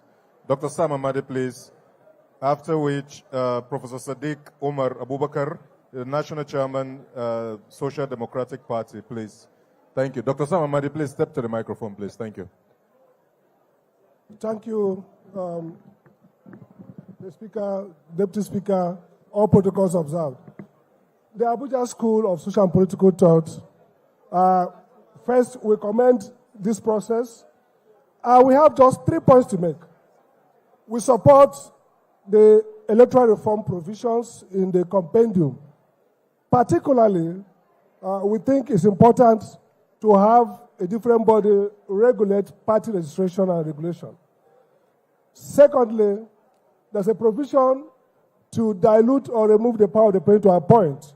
We want to urge the committee to consider 2 options, either to take that power for the president or allow it and create constraints on who can be appointed. For example, we can have persons who have been party leaders or political appointees for 5 years not valid to be elected. We can also have those who have been serving as NEC commissioners or chairmen prohibited from holding public office for the next 5 years. That will help to control the revolving chair syndrome that we have seen. Secondly, we think it's important, the female gender, the safe seat for women we support. But the final point I will make before I hand over, because we have the whole thing. Thank you, sir. I want to urge 2 things. First, please, let's reduce the number of amendments. Nigerian constitution is too wealthy and doesn't make for stability. We should have few provisions. The rest should go for the National Assembly. The Constitution gives the National Assembly power to make law. It doesn't make for political stability to have a big document as constitution. Research shows that countries that often amend their constitution are always unstable. Let's make it small. Let every writing be banished. Allow the National Assembly to function as a law-making body. Thank you, sir. Finally, don't enact ecclesiastical court of appeal. We don't want a court to deal with church matters. Let's stop these things we are doing. Make it small, make it coherent, make it consistent. Thank you so much for the opportunity. Thank you very much, sir. Dr. Sam Amadi, please make your presentation. Professor Sadiq Umar Abubakar, National Chairman, Social Democratic Party, will have Kainji State. Senator Medoki is here to support them, the representatives from Kainji State, and also a representative from the Emir of Mubi. All Emir of protocol Mubi, duly please. are Thank you. respectively observed. We in the SDP wish to humbly state that we align with most of the submissions by distinguished Nigerians. Only that I want to make it categorical in respect of area of fiscal federalism. We are talking about state creation, local government creation, and many other issues that need resources to be sustained. So in view of this, I think we need to look into the revenue allocation formula of the country, whereby our developmental stride will be bottom top. So I think it's better we start looking at decentralizing the revenue allocation formula, whereby states and local government will get more than the federal government. Thank you, sir. A situation whereby today you have a revenue allocation formula whereby the federal government is getting 52.72%. The 36 states are having only 26.68%, while the local government, 774, got only 20.6%. So even now, they are crying foul that they don't have enough resources to issue in infrastructural development at the local level, to take care of primary education at the primary health care and so on, and secondary education, secondary health care and so on. Thank you, Prof. So Thank I you. think if we do that, by that we would equally discourage the do or die politics of we have to control the center. Thank you, Prof. At least so, Thank we you, will encourage expertise at the local level for people to participate in the election at the local and state level so that we have quality representation at those levels. Thank you, Prof. Please make your presentation. Thank you. National Women Leaders Forum of Political Parties and Police Officers' Wives Association, please step forward, please. Thank you, thank you. Police Officers' Wives Association, please step forward. Kwararafa State, please step forward. I called the senator. I called Kainji State, sir. Distinguished, sir. I did, sir. Yes, sir. Kainji State. Kainji, please. Thank you, sir. Your Excellency, the Deputy Speaker and Chairman of this Constitutional Review, distinguished members of the committee, ladies and gentlemen, Mr. Deputy Speaker, I stand before you for justice. I stand before you for fairness. Many speakers came here to narrate that they needed state.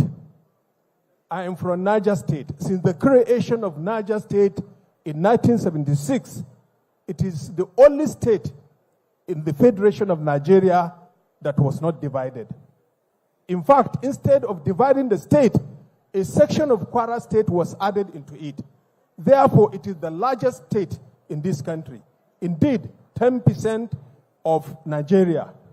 So, two emirates, Borgu and Kontagora Emirates from Niger State, decided to join their brothers and sisters from Zuru Emirate, which is in Kebbi State. Therefore, two states from Niger State and one state from Kebbi State want to have Kainji State. So I want you to note an abnormality. The abnormality is that the creation of this state was captured in your papers, in your documents, in Northwest, while it is supposed to be captured in North Central. So I hope, Mr. Deputy Speaker, you will look at that and amend the error.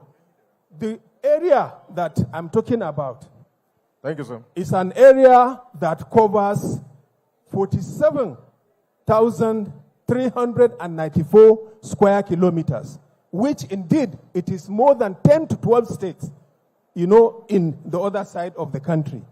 It has a population of 3.4 million people. By constitutional requirement, these people that have come together have met all the requirements. In fact, we have the largest body of inland water. Thank you, because sir. we have Kainji Dam. Please, sir. We have Shororo. No, we have Zungeru Dam. So that is where we produce electricity for the country. We have large land mass. Thank you, sir. Thank you very much. Thank you so very much, sir. Thank you. We appreciate you. Mrs. Darasim Ibrahim, please step forward. Dr. Ugwoko, for the creation of Okura State, please make your way to the front. And His Highness Alhaji Sali Bello, creation of Amana State, please step forward. Omoku Consultative Assembly, Omosemeka Obowakara, please step forward. Darasim Ibrahim, please. It's too high now. It's too high. Mubi, please. Mubi State. I believe I've called that. Emir of Mubi for Amana State. I've called that, please. Please step forward. Thank you. Darasim Ibrahim, please. 1 minute, please. Starts. 1 minute. It has started. Okay. Good afternoon, everyone. Mr. Speaker, Mr. Deputy Speaker, please permit me to stand on the already established protocol. This memorandum is in support of the special seat bills and is presented by the National Women Leaders Forum of Political Parties in Nigeria. It's a summary of the memorandum. Thank you. 30 seconds, please. Thank you. We, the undersigned, representing the National Forum of Women Leaders of Registered Political Parties in Nigeria, submit this memorandum to express our unwavering support for the passage of the special seat bill currently under consideration by the National Assembly. This proposed legislation marks a transformative moment for our democracy, particularly one that offers a historic opportunity to rectify the long-standing gender imbalance in Nigeria's political landscape. As women leaders within our various political parties, we are not only key stakeholders in Nigeria's democratic development, but also first-hand witnesses to the structural barriers that have continued to marginalize women from competitive politics and decision-making processes. We see the special seat bill as a critical step towards equitable representation, improved governance, and the strengthening of Nigerian democratic institutions. What do we expect from this bill? We respectfully urge the National Assembly members to pass the special seat bills to send a strong message of national commitment to inclusive governance. Ensure that the bill's implementation is backed by enabling legal and budgetary frameworks which will guarantee its sustainability and effectiveness. Facilitate further legislation that enhances transparency in political party financing, violence prevention, and inclusion of marginalized groups. Thank you, ma'am. Thank you. This memorandum reflects the collective voice, consensus, and commitment of women leaders from Nigerian political parties. We stand united in our resolve to bridge the gender gap in governance and to support legislation that guarantees every Nigerian, regardless of gender, and a seat at the table. We believe this bill offers an opportunity for the National Assembly and the State Houses of Assembly to write its name into the history books as champions of equity, democracy, and progress. Thank you, ma'am. Thank you. We, the women leaders of political parties, are ready to partner with the Parliament, INEC, civil societies, and development partners to ensure that the special seat bill is not only passed, but implemented effectively and inclusively. Thank you very much. Thank you so very much, ma'am. We have already submitted 3 copies, but we can still submit another one now. Thank you. Please hold on. Just hold on. Don't go until I call you. Please. Okura State, hold on, please. Just take it easy. Let's not be rowdy. Police Officers' Wives Association. Okura State, please hold on. Please. Please. Police Officers' Wives Association, please. In summary, please. Thank you. Yeah. Just summarize your presentation, please. Thank you. My name is Barrister Mrs. Linda Rashida Febwa, standing on the existing protocol. I am here representing the Inspector General of Police wife. Our concern is mainly on number 3, which borders on inclusiveness governance. The 3 bills aims to creating reserved seats for women, physically challenged persons in the National and State House of Assembly, and mandating a certain percentage in the composition of the federal to be reserved for women. Constitutionally, defined roles should also be properly advocated for wives of security agencies and military officers. This should also include the office of the First Lady and the governors, wives in the Federal Republic of Nigeria. This will create an avenue for growth and sustainability, as their roles and functions will not be determined by the whims and capacities of their husbands. Recommendations.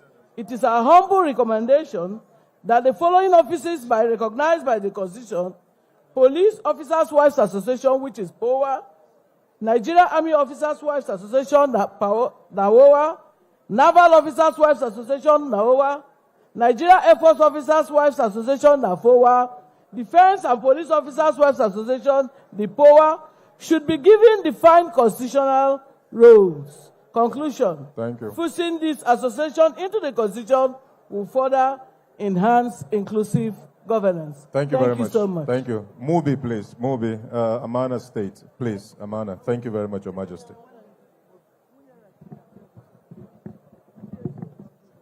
After Amana, Okura, Council for Women Societies, Orashi State, please get ready.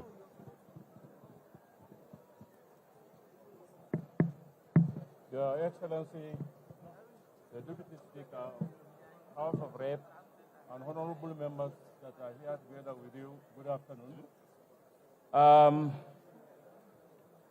All other protocols duly observed in view of time factor. I bring you sincere regards and respects from the good people of the proposed Amana State of Nigeria. We come to you today in trust, believing that as a people who joined Nigeria based on trust through a historic plebiscite in February 1961 as a trust territory, we can trust you to fulfill a solemn promise made to us when we were admitted into Nigeria as a result of that trust-based choice. Two promises were made to us by Sir Ahmadu Bello, the late Sultan of Sokoto, of blessed memories, on the faithful occasion of our choice to join Nigeria. One was that we will continue to enjoy autonomy as a subnational entity within Nigeria, and that our capital city of Mubi will continue to remain a capital equal to and on the same pedestal with Kano, Katsina, Ilorin, just to mention a few. Today, these promises have remained largely and regrettably unfulfilled, not because we do not merit to benefit from their fulfillment or because we lack the basis to exist as a state, but because Nigeria never took what solemn promise as important. However, Honorable Deputy Speaker, the statistics paint a different picture. The economic potentials indicate a far greater promise. The structures available even surpass expectations. The area in question making this case has a land mass of 6.9 square kilometers, same as 2 existing states. Thank you, sir. And bigger than 4 existing states in Nigeria. It has a projected population of 3.3 million. It can support up to 20 local government areas based on the number of development areas currently in existence within Adamawa State and the generous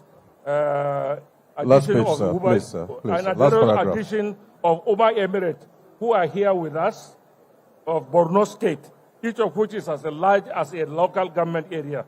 There are 3 emirates and 2 chiefdoms within the proposed Amana State, each larger than similar chieftaincy structures in other states of this country. Guess what, sir? The current GDP of Adamawa State is 2.6 trillion, making it the 18th in Nigeria among the 36 states. Over 60% of this GDP is as a result of economic activities in the areas covered by the proposed Amana State. If you add the Upa chiefdom, the GDP of the area will surpass more than half of the existing states in the country. Mubi, our proposed capital, is the economic melting pot of the present-day Adamawa State, similar to what Lagos is to the Nigerian state. Thank you, sir. Trade in goods and animals attract patronage from within the 6 geopolitical zones of Nigeria and other African countries such as Cameroon, Chad, Niger, Central. Please help us, work with us, please. Thank you. Thank you, please. Other groups coming. If we beg you, please, thank you. Just a minute. Thank you, social structures within the entity include a Federal University of Agriculture, a state university, a federal polytechnic, other tertiary institutions, and a federal medical center. It is vastly agrarian with both cash crops and food crops in abundance. The Mubi cattle market is reputed to be one of the largest in West Africa. So we are asking, Thank you, sir. In closing, sir, please, okay, sir, I'm concluding. I am concluding. As I end this address, let me remind the House, the Honorable House of Representatives of Nigeria, that you have 2 responsibilities to discharge with respect to your request. One is to consider our submission on its own merit, because we have fulfilled all criteria required to create a state in Nigeria. But also, importantly, but most importantly, consider the promise made to us on joining Nigeria and the burden of the inability of Nigeria to fulfill that promise. Create for us a Amana State with Mubi as Thank the you, capital. sir. Thank Erase you. the burden Thank you, sir. of trust hanging on Nigerian. Respectfully, sir. Long Please, live sir. the Please. proposed Amana State. Long live the House of Representatives. Long live the Federal Republic of Nigeria. Thank you very much. Thank you. Please make your presentation to the Deputy Speaker, please. Okura State, please. Thank you. Orash State, are you in the room? Orash State and Savannah State. Savannah State, please come forward. Please go ahead. No, Okura, please, walk with us. Please walk with us. Okura State, please.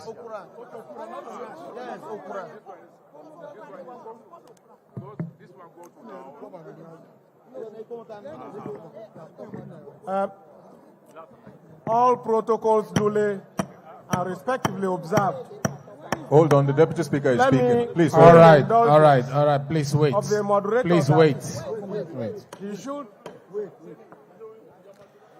I want us to know that this technical section is a parliamentary section. We are governed by orderliness. And if you have written your presentation, all we expect you to do is to give us the synopsis. You don't need to read from head to toe because we're on live TV and it costs money. We can't be here forever and we need to give as many people as possible opportunity to be heard. I will encourage you when you come to make your presentation to just go to the summary and then hand over your presentation so that you can give other brothers and sisters of yours the opportunity to be heard. And once you hear the gavel, you need to stop. Once you hear the gavel, you need to stop. We don't want you to continue when we have said stop. Because what is important to us is that you make the introduction of your presentation and that we work with your presentation. Thank you very much. Thank you very much, Mr. Chairman. Please, let's be guided accordingly. Just the summary of your presentation, please. Thank you. Protocols. We duly respect the protocol already established.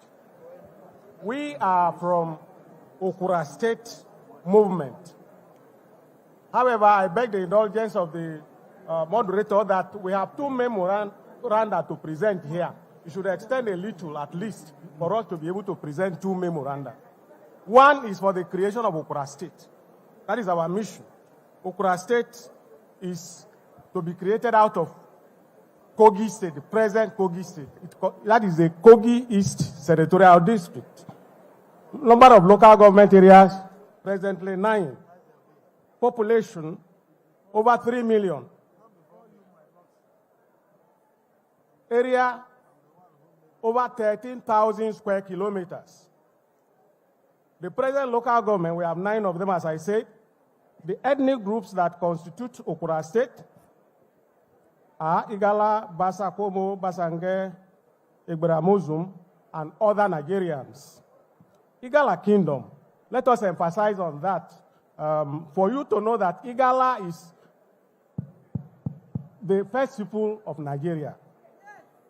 The Igala Kingdom is one of the pre-colonial kingdoms and empires that made up the present Nigeria. Others include Benin Kingdom, Oyo Kingdom, Kanem Borno Empire, Sokoto Caliphate. Those kingdoms have been created into many states. Igala is still Igala, an appendage in Kogi State. You may wish to know that there is incontrovertible evidence that the first treaty between the British authority and the kingdoms and empires in modern Nigeria was the Igala Kingdom, led by Ata, His Royal Majesty, Ata Amwa Ocheje. It was on 6 September 1841. The treaty was signed on behalf of the Queen of Great Britain by Bundus Trotter, Commander William Allen, Captain Henry, Captain Bird, William Cooks, Esquire. That followed the negotiation, which started during the reign of His Royal Majesty Ata Ekelaga and Hugh Clapperton and John Lander Thank you, when sir. they came to Nigeria. Thank you, sir. Viability Thank of you, sir. the proposed Okura State. We have the following minerals: Thank you, oil, sir. coal, barite, limestone, clay, columbite, feldspar, glass sand, cashew, kaolin, magnesite, gold, lead, and the local government that we are requesting, that is why I said then, is that we have 14 new local government areas that were created in 2002 and met with the requirement as stipulated in the Constitution of the Federal Republic of Nigeria. What we need here that the National Assembly should do is to make consequential legislation. Thank you, sir. And these local government areas are... Please, sir, please, please. Thank you. Just make your presentation to the chairman. We've heard you, sir. Thank you, sir. Please. We have handed over Thank you. the memo. Our prayer is that, one, approve the creation of Okura State for referendum and subsequent creation. Two, pass consequential legislation on additional 14 local government areas. Thank you. Thank you, sir. Thank you. Make your presentation to the chairman. Thank you, sir. Ijaw National Congress, PANDEF, please. Honorable Fred Agbedi has made a special request for you. Please come to Orashi. You are Orashi State? Please step to the podium. Which one? Ogbomoso State. Go behind them.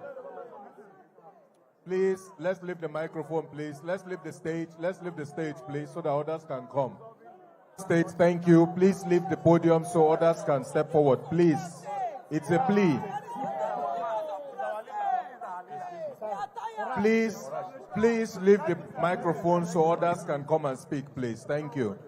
Excuse me, sir. Excuse me. Orashi State, after that, PANDEF, please, Ijaw National Congress. Ogbomoso descendants, please line up too. Thank you, thank you, thank you, thank you, please, thank you. We are live on TV. Please help us, please. Thank you. Orashi, step to the microphone and speak, sir, please. I am giving a different view from you, so I should be allowed to speak. Maybe when I finish speaking, you can speak, you can say your own. Orashi, yes. This is a different view. The Right Honorable... No, this is our Orashi State. We are the people. I have sent my papers and we did ours too. It's my name. It's my name. This is Barrister Prince Wakiba. No, two groups. Okay, we will sort that out later. Please help us. Who did you call? Who did you call? The gentleman there, sir. Who did you call? Orashi State, sir. Orashi. Orashi State? Yes, sir. Okay. I want to make Please make it brief. I can make... Excuse me. If you have... Mr. Chairman, permission to step this down. Go ahead. Make your presentation. Others can make as well. No problem. This is me, they called. Go ahead and speak. Okay, please. Make it brief. The Right Honorable... Prayer, please. Your prayer.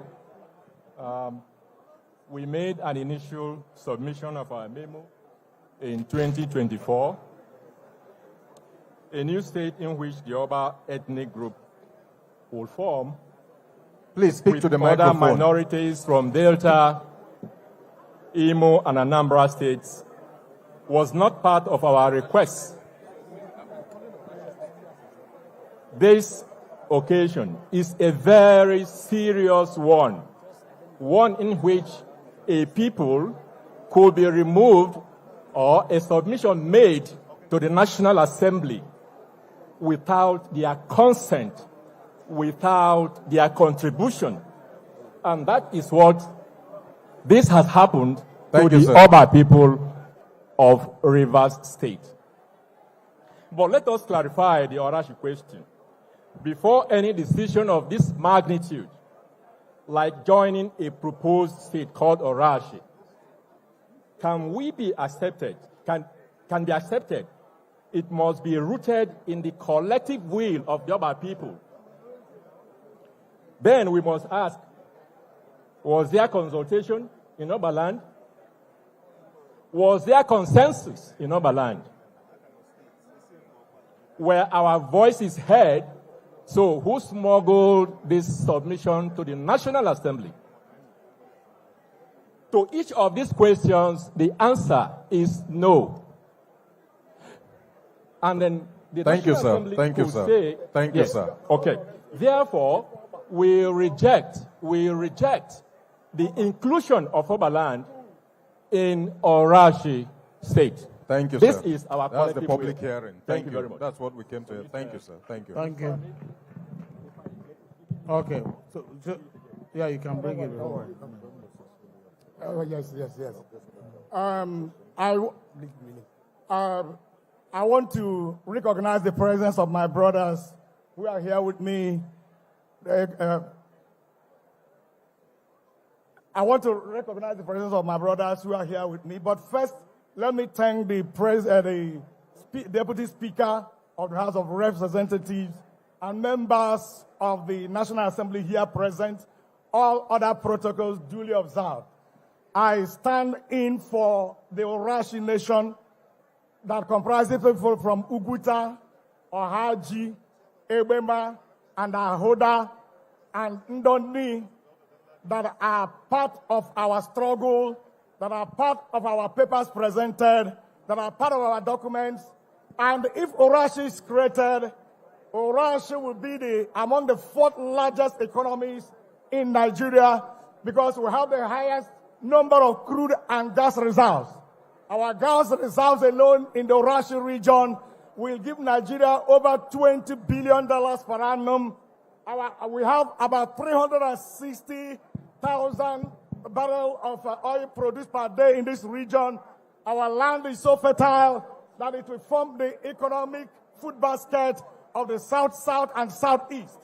Our people are prepared, and our land mass is over 820 square kilometers. Thank you, sir. And the people of this region earnestly yearn for our people in Obeba and Doni local government and our people in Ohaji Ebema to be so unified, because we have been marginalized, especially people of Ebema ethnic nationality. Thank you, sir. By reason of our being in 2 states. Yes, so sir. this will take care of our marginalization and deprivation. It will help to develop our place, the oil producing communities in Imo State. Thank you, sir. We so submit all Thank you. our other submissions are well contained in our submission. Thank you, Thank sir. you for giving us the opportunity. Yes, sir. Long live Orashi State. Long live Ebema and Lenso. We are proud of our people. Thank you, sir. National Council for Women's Societies, please. National Council for Women's Societies. The Deputy Speaker specifically requested that you come. Obomosho State, please go ahead and make your presentation while she comes. National Council for Women's Societies, get ready. FIDA, also get ready. INC, PANDEF, please get ready. Thank you. Yes, Savannah State, Savannah State. Apologies, sir. Apologies, sir. His Excellency, the Right Honorable Speaker, my name is Dr. Niran Oyekale, and with me is Prince Akiloye Oyeniyi. Both of us are representing the good people of Ogbomoso land. We are here after the Oyo State House of Assembly has done the needful. We are here to present this memorandum on behalf of the good people of Ogbomoso land to the House of Representatives Committee on Constitutional Review public hearing for the alteration of the provisions of the Constitution of the Federal Republic of Nigeria 1999 to make consequential provisions with respect to the listing of the names and headquarters of Ogbomoso Central Local Government, Ojagbo, Ogbomoso South West Local Government, Ajegunle, Ibakan, Ogoluwa West Local Government, Oduoba, Orire North Local Government, Olokoto, Surulere North Local Government, Orile Igban, as well as Surulere South Local Government, Oko. So, what the memorandum proposes is, 1, the amendment of paragraph 30 of part 1 to the first schedule of the Constitution of the Federal Republic of Nigeria 1999 as amended to list and include the new local government areas. 2, amend subsection 6 of section 3 to reflect the increased number of local government from 768 to 771. Thank you. Thank you very much. Savannah State, please. Savannah State, then Council for Women's Societies. Please hold on. Savannah State, please. Savannah State. Thank you. Savannah State, please.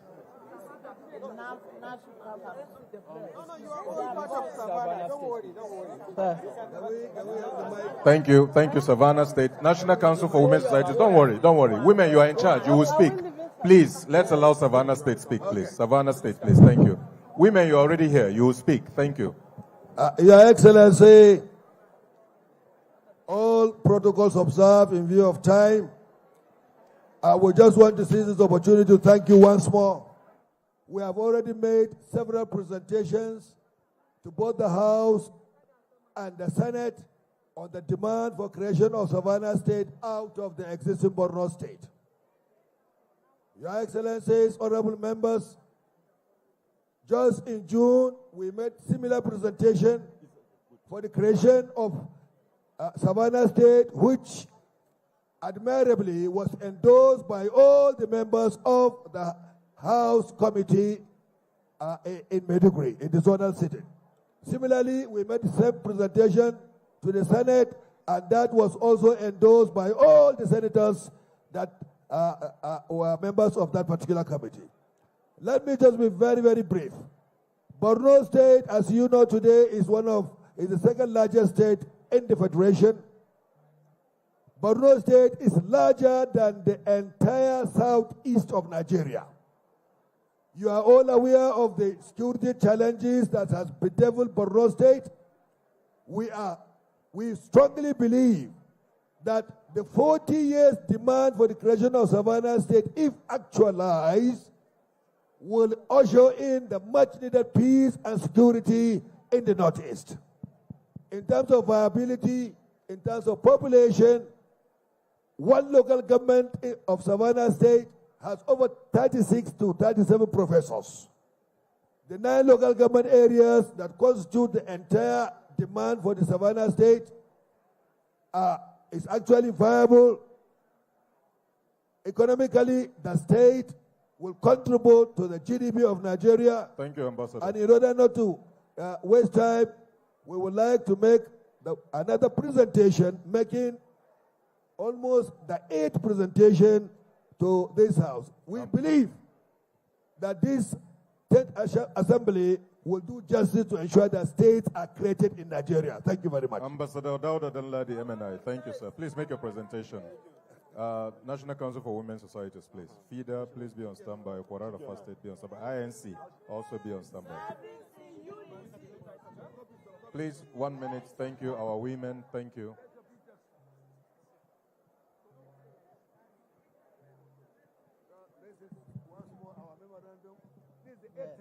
Women, thank you. Your time has started. Please don't read everything. Please, summary. Just go to the summary. Please, I beg you, please.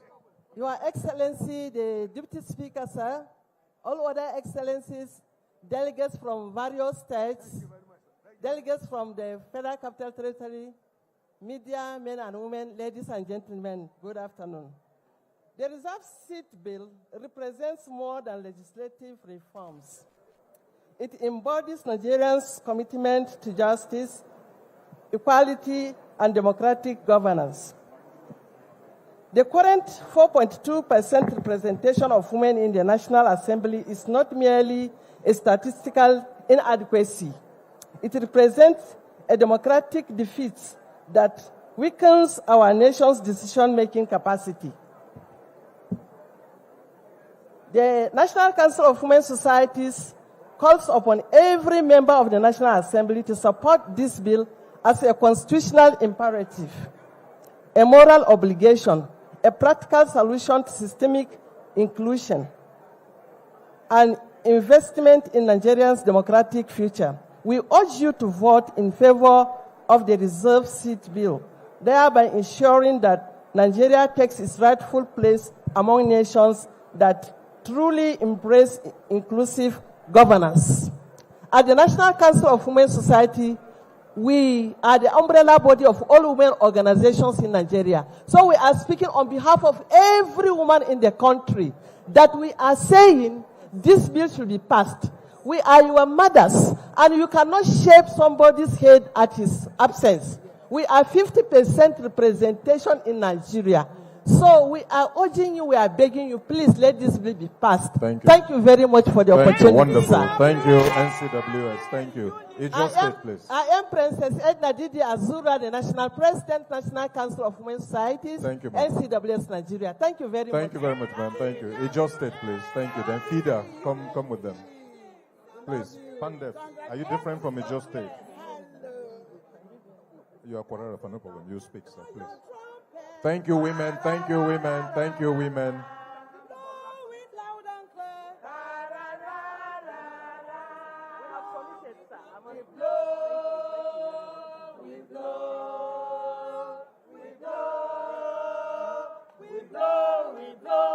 Thank you, thank you, thank you. We are still live on TV. Thank you. Please, let's be orderly. Thank you.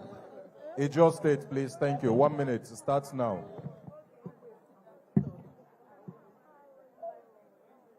Let me use this opportunity to recognize all protocols that have been established here. I am here speaking on behalf of the Ijaw National Congress. The Ijaw National Congress is the umbrella sociocultural organization for all Ijaws. Ijaws in Nigeria domiciled in 7 states of Akwa Ibom, Rivers State, Bayelsa, Delta, Edo, Ondo State, and Abia State.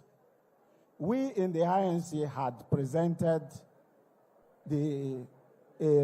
several memoranda in the past to both the national houses of the National Assembly for the creation of Torebe State, which will comprise the Ijaws in the current Delta State, Edo, and Ondo State. We have also presented a memorandum to both houses of the National Assembly for the creation of Oyo River State that will comprise Ijaws in Akwa Ibom and Rivers State. We have also presented a memorandum in respect of creation of additional local governments for Bayelsa. Instructively, I want to inform this House that I know you know that Bayelsa, since creation in 1996, has only 8 local governments, which for me is abnormal. We have presented that memorandum, and I believe that this National Assembly, with what I'm seeing, will approve and will appreciate you. Thank you, sir. Our main concern right now is Thank you, sir. Summary, sir. Please. The Ijaws have been highly marginalized in the nation Nigeria. We have said it at several fora that we are not satisfied in Nigeria, and we have said there are certain minimum conditions that we need to see happen for us to continue to be proud and ready to associate with the country Nigeria. Thank you. Creation of these states is one of it. Nigeria has criminally balkanized the Ijaw people to the extent that in Edo State, for example, it's difficult for the Edo Ijaws to produce even a councillor. We have been faced with a lot of environmental degradation, environmental problems in Nigeria. But we also are the people who receive the least, even though we contribute the most. It just states in Delta, Edo, River State, and so on, are oil producing because they are Ijaws in that place.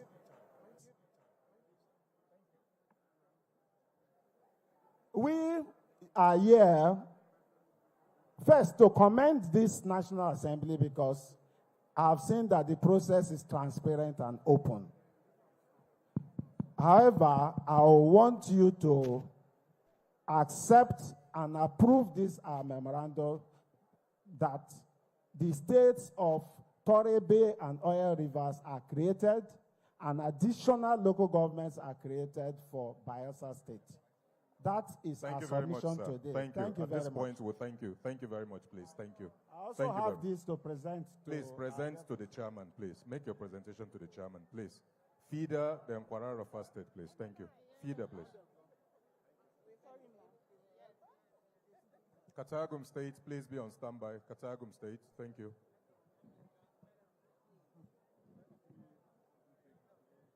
Mary Ikoku, please step forward too, please. Thank you. Mr. Speaker, Your Excellencies, we greet you. Good afternoon. We're members of International Federation of Women Lawyers in FIDA this afternoon. My name is Rachel Adejo Andre. I'm the National Secretary. And I have with me distinguished women who have come from all over the country to represent FIDA.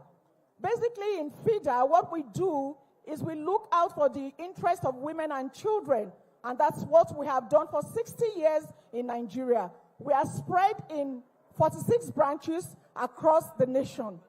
This afternoon, in addition to lending our voice to the reserved seat bill for women, we have formulated 6 issues which we have put in our memorandum.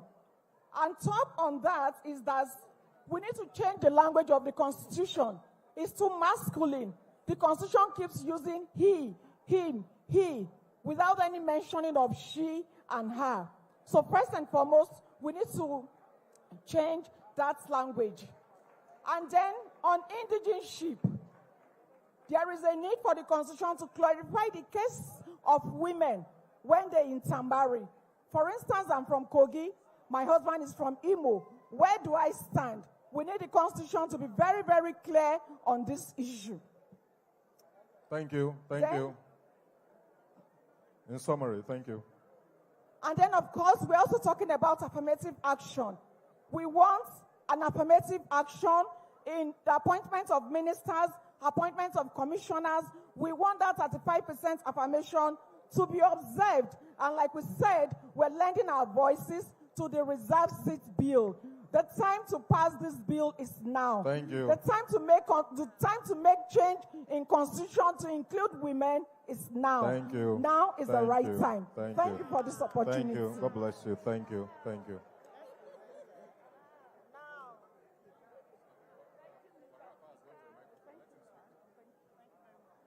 Kwararafa, Pandef, then Mary Ikoku, in that order, please. Kwararafa, please speak. My name is Architect Abu Dan Azumi Adashu, Fellow of the Nigerian Institute of Architects. I represent Kwararafa State.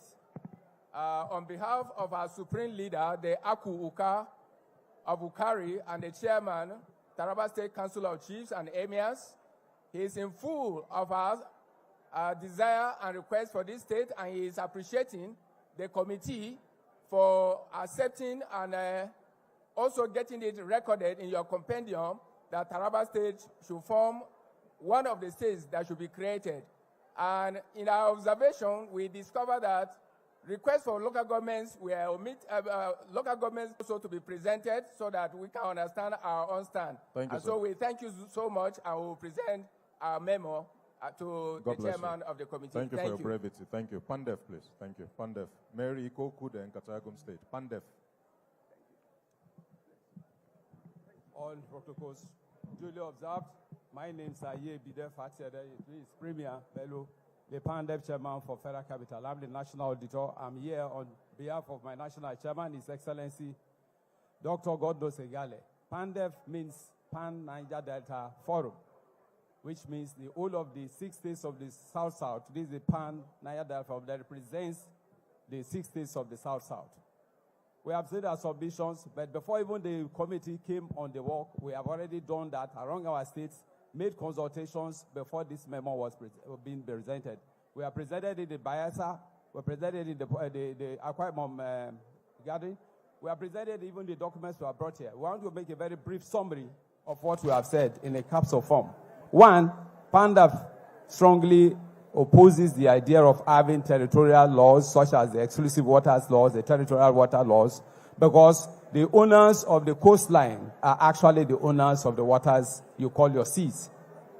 You have landlords here. Panda believes that, and it is internationally shown to us by the ICC judgments, that those in the waterfront are the owners of the land. That's why when you move peninsula, it took 200 nautical miles in the sea to also move to Cameroon.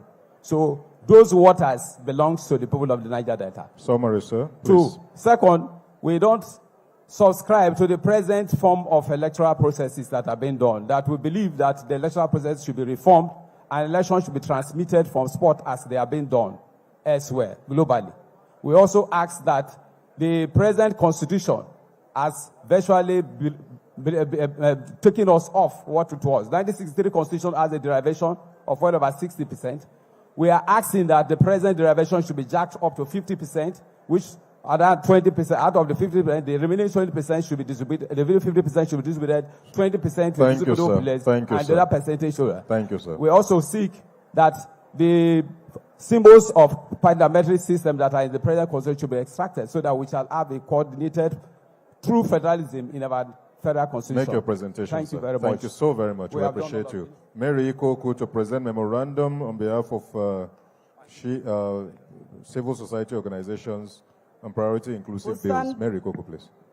We will stand on existing protocol. Thank you. 1 minute, please. 1 minute. So let's. Katagum State, please be ready. Katagum State. We have 4 consolidated bills, and one of our prayers is that we provide a special constituency structure for women contesting these additional seats, which my sisters have relayed earlier, and that we need the reserved seats will take effect after a certain time. And our prayer is that we respectfully urge for the accelerated passage, state adoption, and presidential assent to these bills that have been presented as a national development imperative. Section 3 of our presentation is to say that we are asking for bill for citizenship rights to spouses of Nigerian women. HB 1195 is our asking. A bill for an act to alter the provision of the Constitution for the Federal Republic of Nigeria, 1999, to grant citizenship rights to spouses and for related matters. Our key recommendation is that you grant citizenship rights to men who marry Nigerian women and women who Nigerian men marry. Prayer is that we urge this National Assembly to pass this bill to promote equality and fairness in the granting of citizenship rights. Our laws cannot be discriminatory against itself. There's no law for one and another law for another. Let's make the law non-discriminatory. 4, we have a bill for women inclusion in governance, HB 1588. A bill for an act to alter the Constitution of the Federal Republic of Nigeria, 1999, to promote inclusion and participation of women in governance for diversity and good governance. Our key recommendation mandates the president, party leadership, that when they are making an appointment, one minister, at least we should have 35% of ministers are women. And our prayer is to urge this National Assembly to pass this bill to promote women's participation and diversity in government. Our askings are not things that are favors. They are constitutional rights. These are things that should be a given to citizens of Nigeria as our fundamental human rights. So we want, on this note, to commend the National Assembly, especially the Office of the Deputy Speaker and Chairman of the Constitution Review Committee, on the efforts and championship of the reserved seat bill. We are all together calling for the passage of HB 1349, the reserved seats bill. Thank you. We can never overflow this issue. It is what Nigerian women need. It is the constitution Nigerian women need. Thank you very much, and God bless you all. You can please make your presentation. Katagun State, Honorable Awolu Golebi.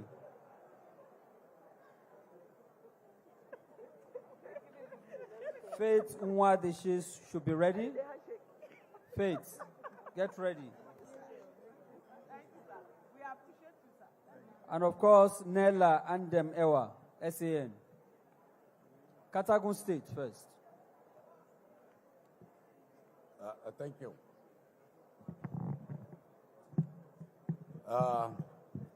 Standing on the existing protocol, on behalf of the people of Katagum, Misau, and Jamari Emirate Council from Bauchi State, we now present to you, to the committee, our memorandum for the creation of Katagum State. Since 1980, we've been agitating for this state.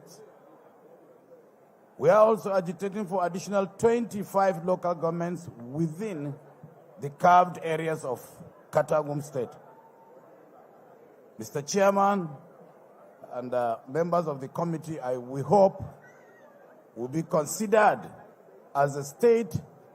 Since 1980, we've been agitating for this particular state, and we have met all the necessary requirements for the demand of the creation of Katagum State. Thank you very much. We'll now present to the chairman. Thank you very much, sir. Thank you, sir. Faith Nwadeshi. Faith Nwadeshi. Nella Andem Ewa should get ready. And of course, Nolgi.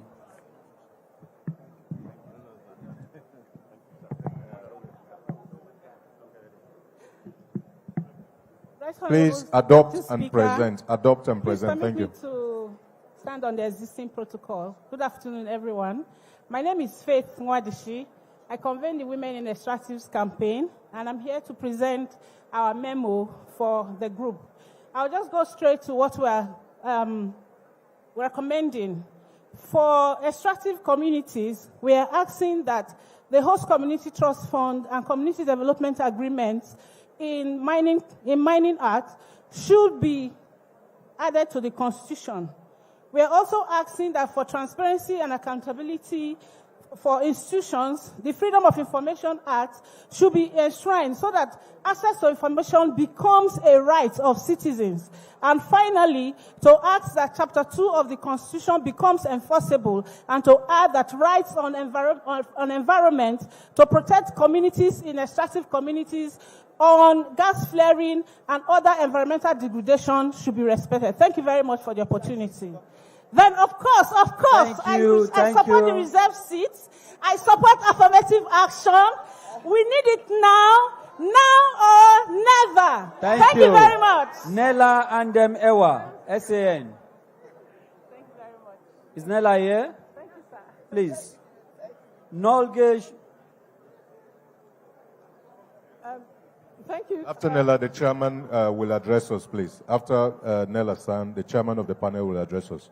Ms. Andemewa. Thank you. So standing on the existing protocols, my name is Nella Andem, SAN, and I'm here as first alternate in-country representative, representing in-country in Nigeria. Now, to break the chains of inclusion, or rather exclusion, first and foremost, we support the HB 1349 sponsored bill by Right Honorable Benjamin, which seeks to amend Section 48, 49, 71, and 91. But we also say that we should amend and so as to include an inclusion and social integration commission. This should be made pursuant to Section 153 so that it becomes a federal executive body. With such a body, when we amend the Constitution, we will also be able to track, monitor, and enforce the policies and the amendments that have been made in the Constitution. Thank you very much.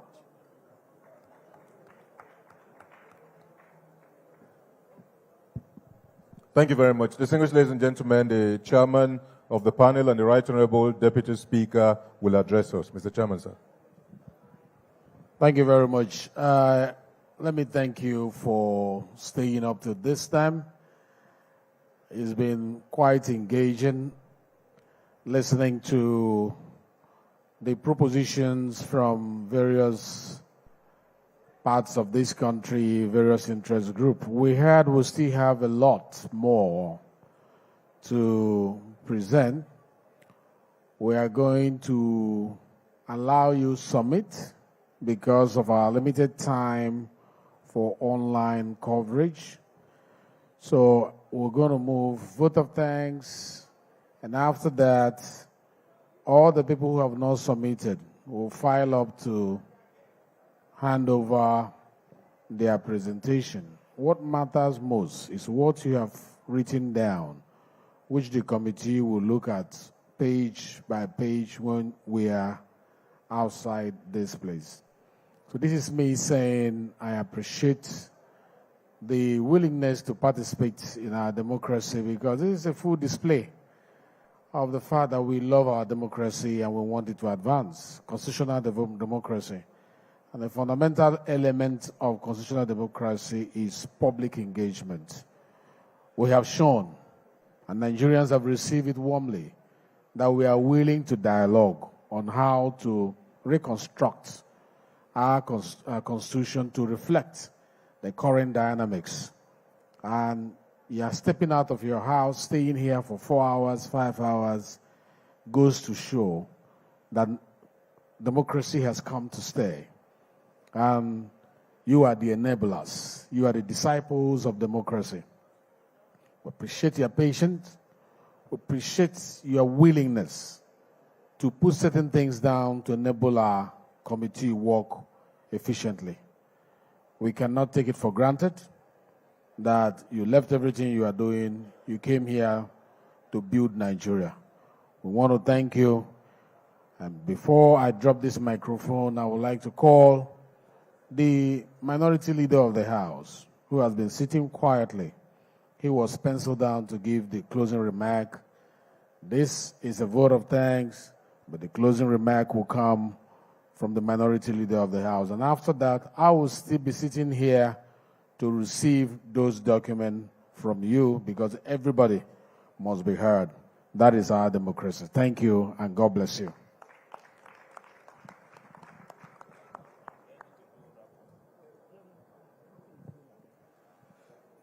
Your Excellency, the Chairman of the Constitutional Review Committee, and our leaders here present.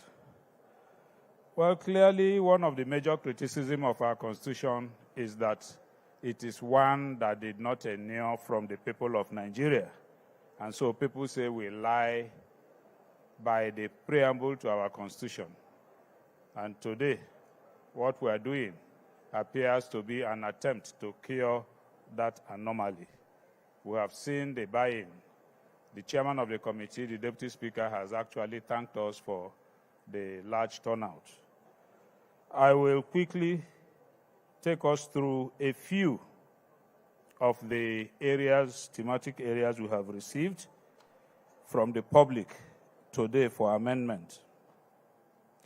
We have received for electoral reforms appointment of INEC to be from a non-partisan body, and in fact they are receiving a submission that we should get the United Nations or some other international organization to appoint membership into INEC. That's part of the proposal that we received from you. We also received proposal on cross-carpeting of elected persons, which includes not just the parliament, but also the executive. On domestication of treaty, we have also received proposal that it should be done within 120 days, and then the inauguration of the legislature to make it compulsory and a constitutional issue. On inclusive governance, of course, the very popular several organizations made submissions on special seat for women, and then we also received presentation on persons with disability, asking that they should be moved from inclusion to participation and to representation. And from the youths also made their presentation and submission that they should be declared as a protected category in the Constitution. State police also came up. Particularly, we also received presentation from the armed forces where they insisted that to make the armed forces more efficient and more effective, that we need to rejig the Constitution. Traditional rulers made their presentation, asking for inclusion in the Constitution, specific rules, and a Council of Traditional Rulers. On financial autonomy, we received presentation from Association of Auditor Generals from the states, asking for autonomy for the Office of Auditor General of the states, and then also timeline for consideration of reports from the Attorney General.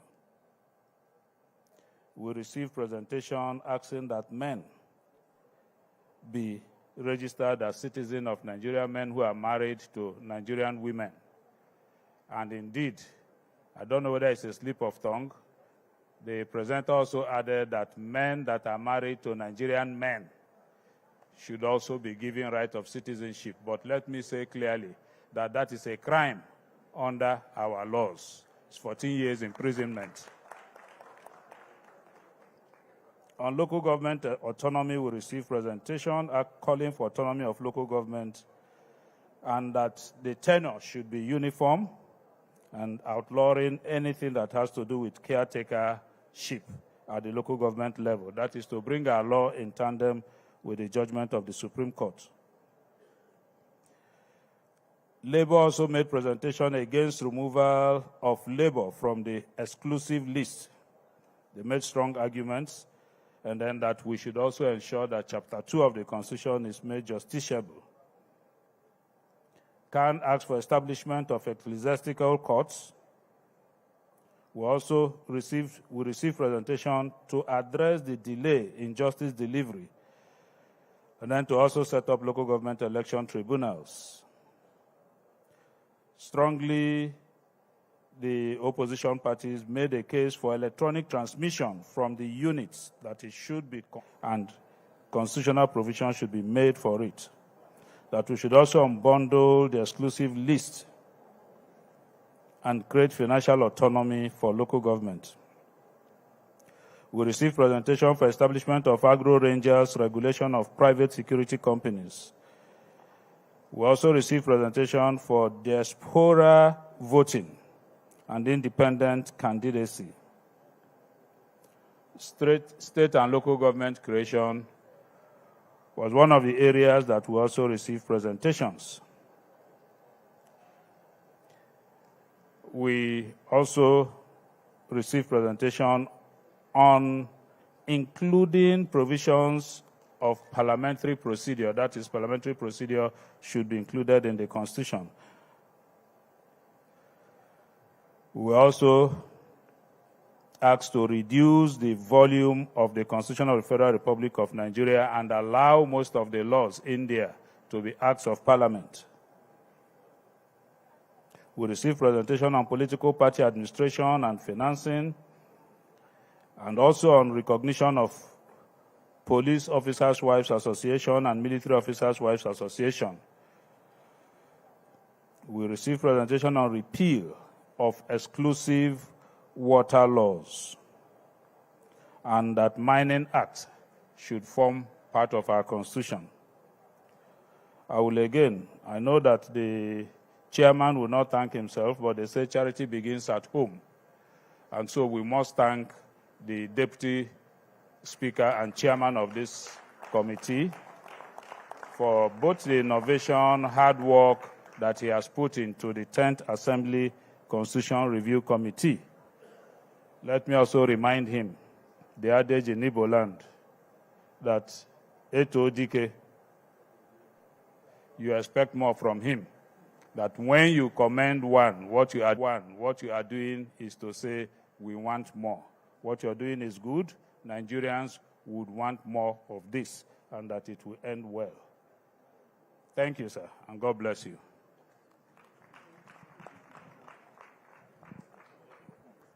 Thank you very much. Over to you. Let's have... Yes, sir. Thank you.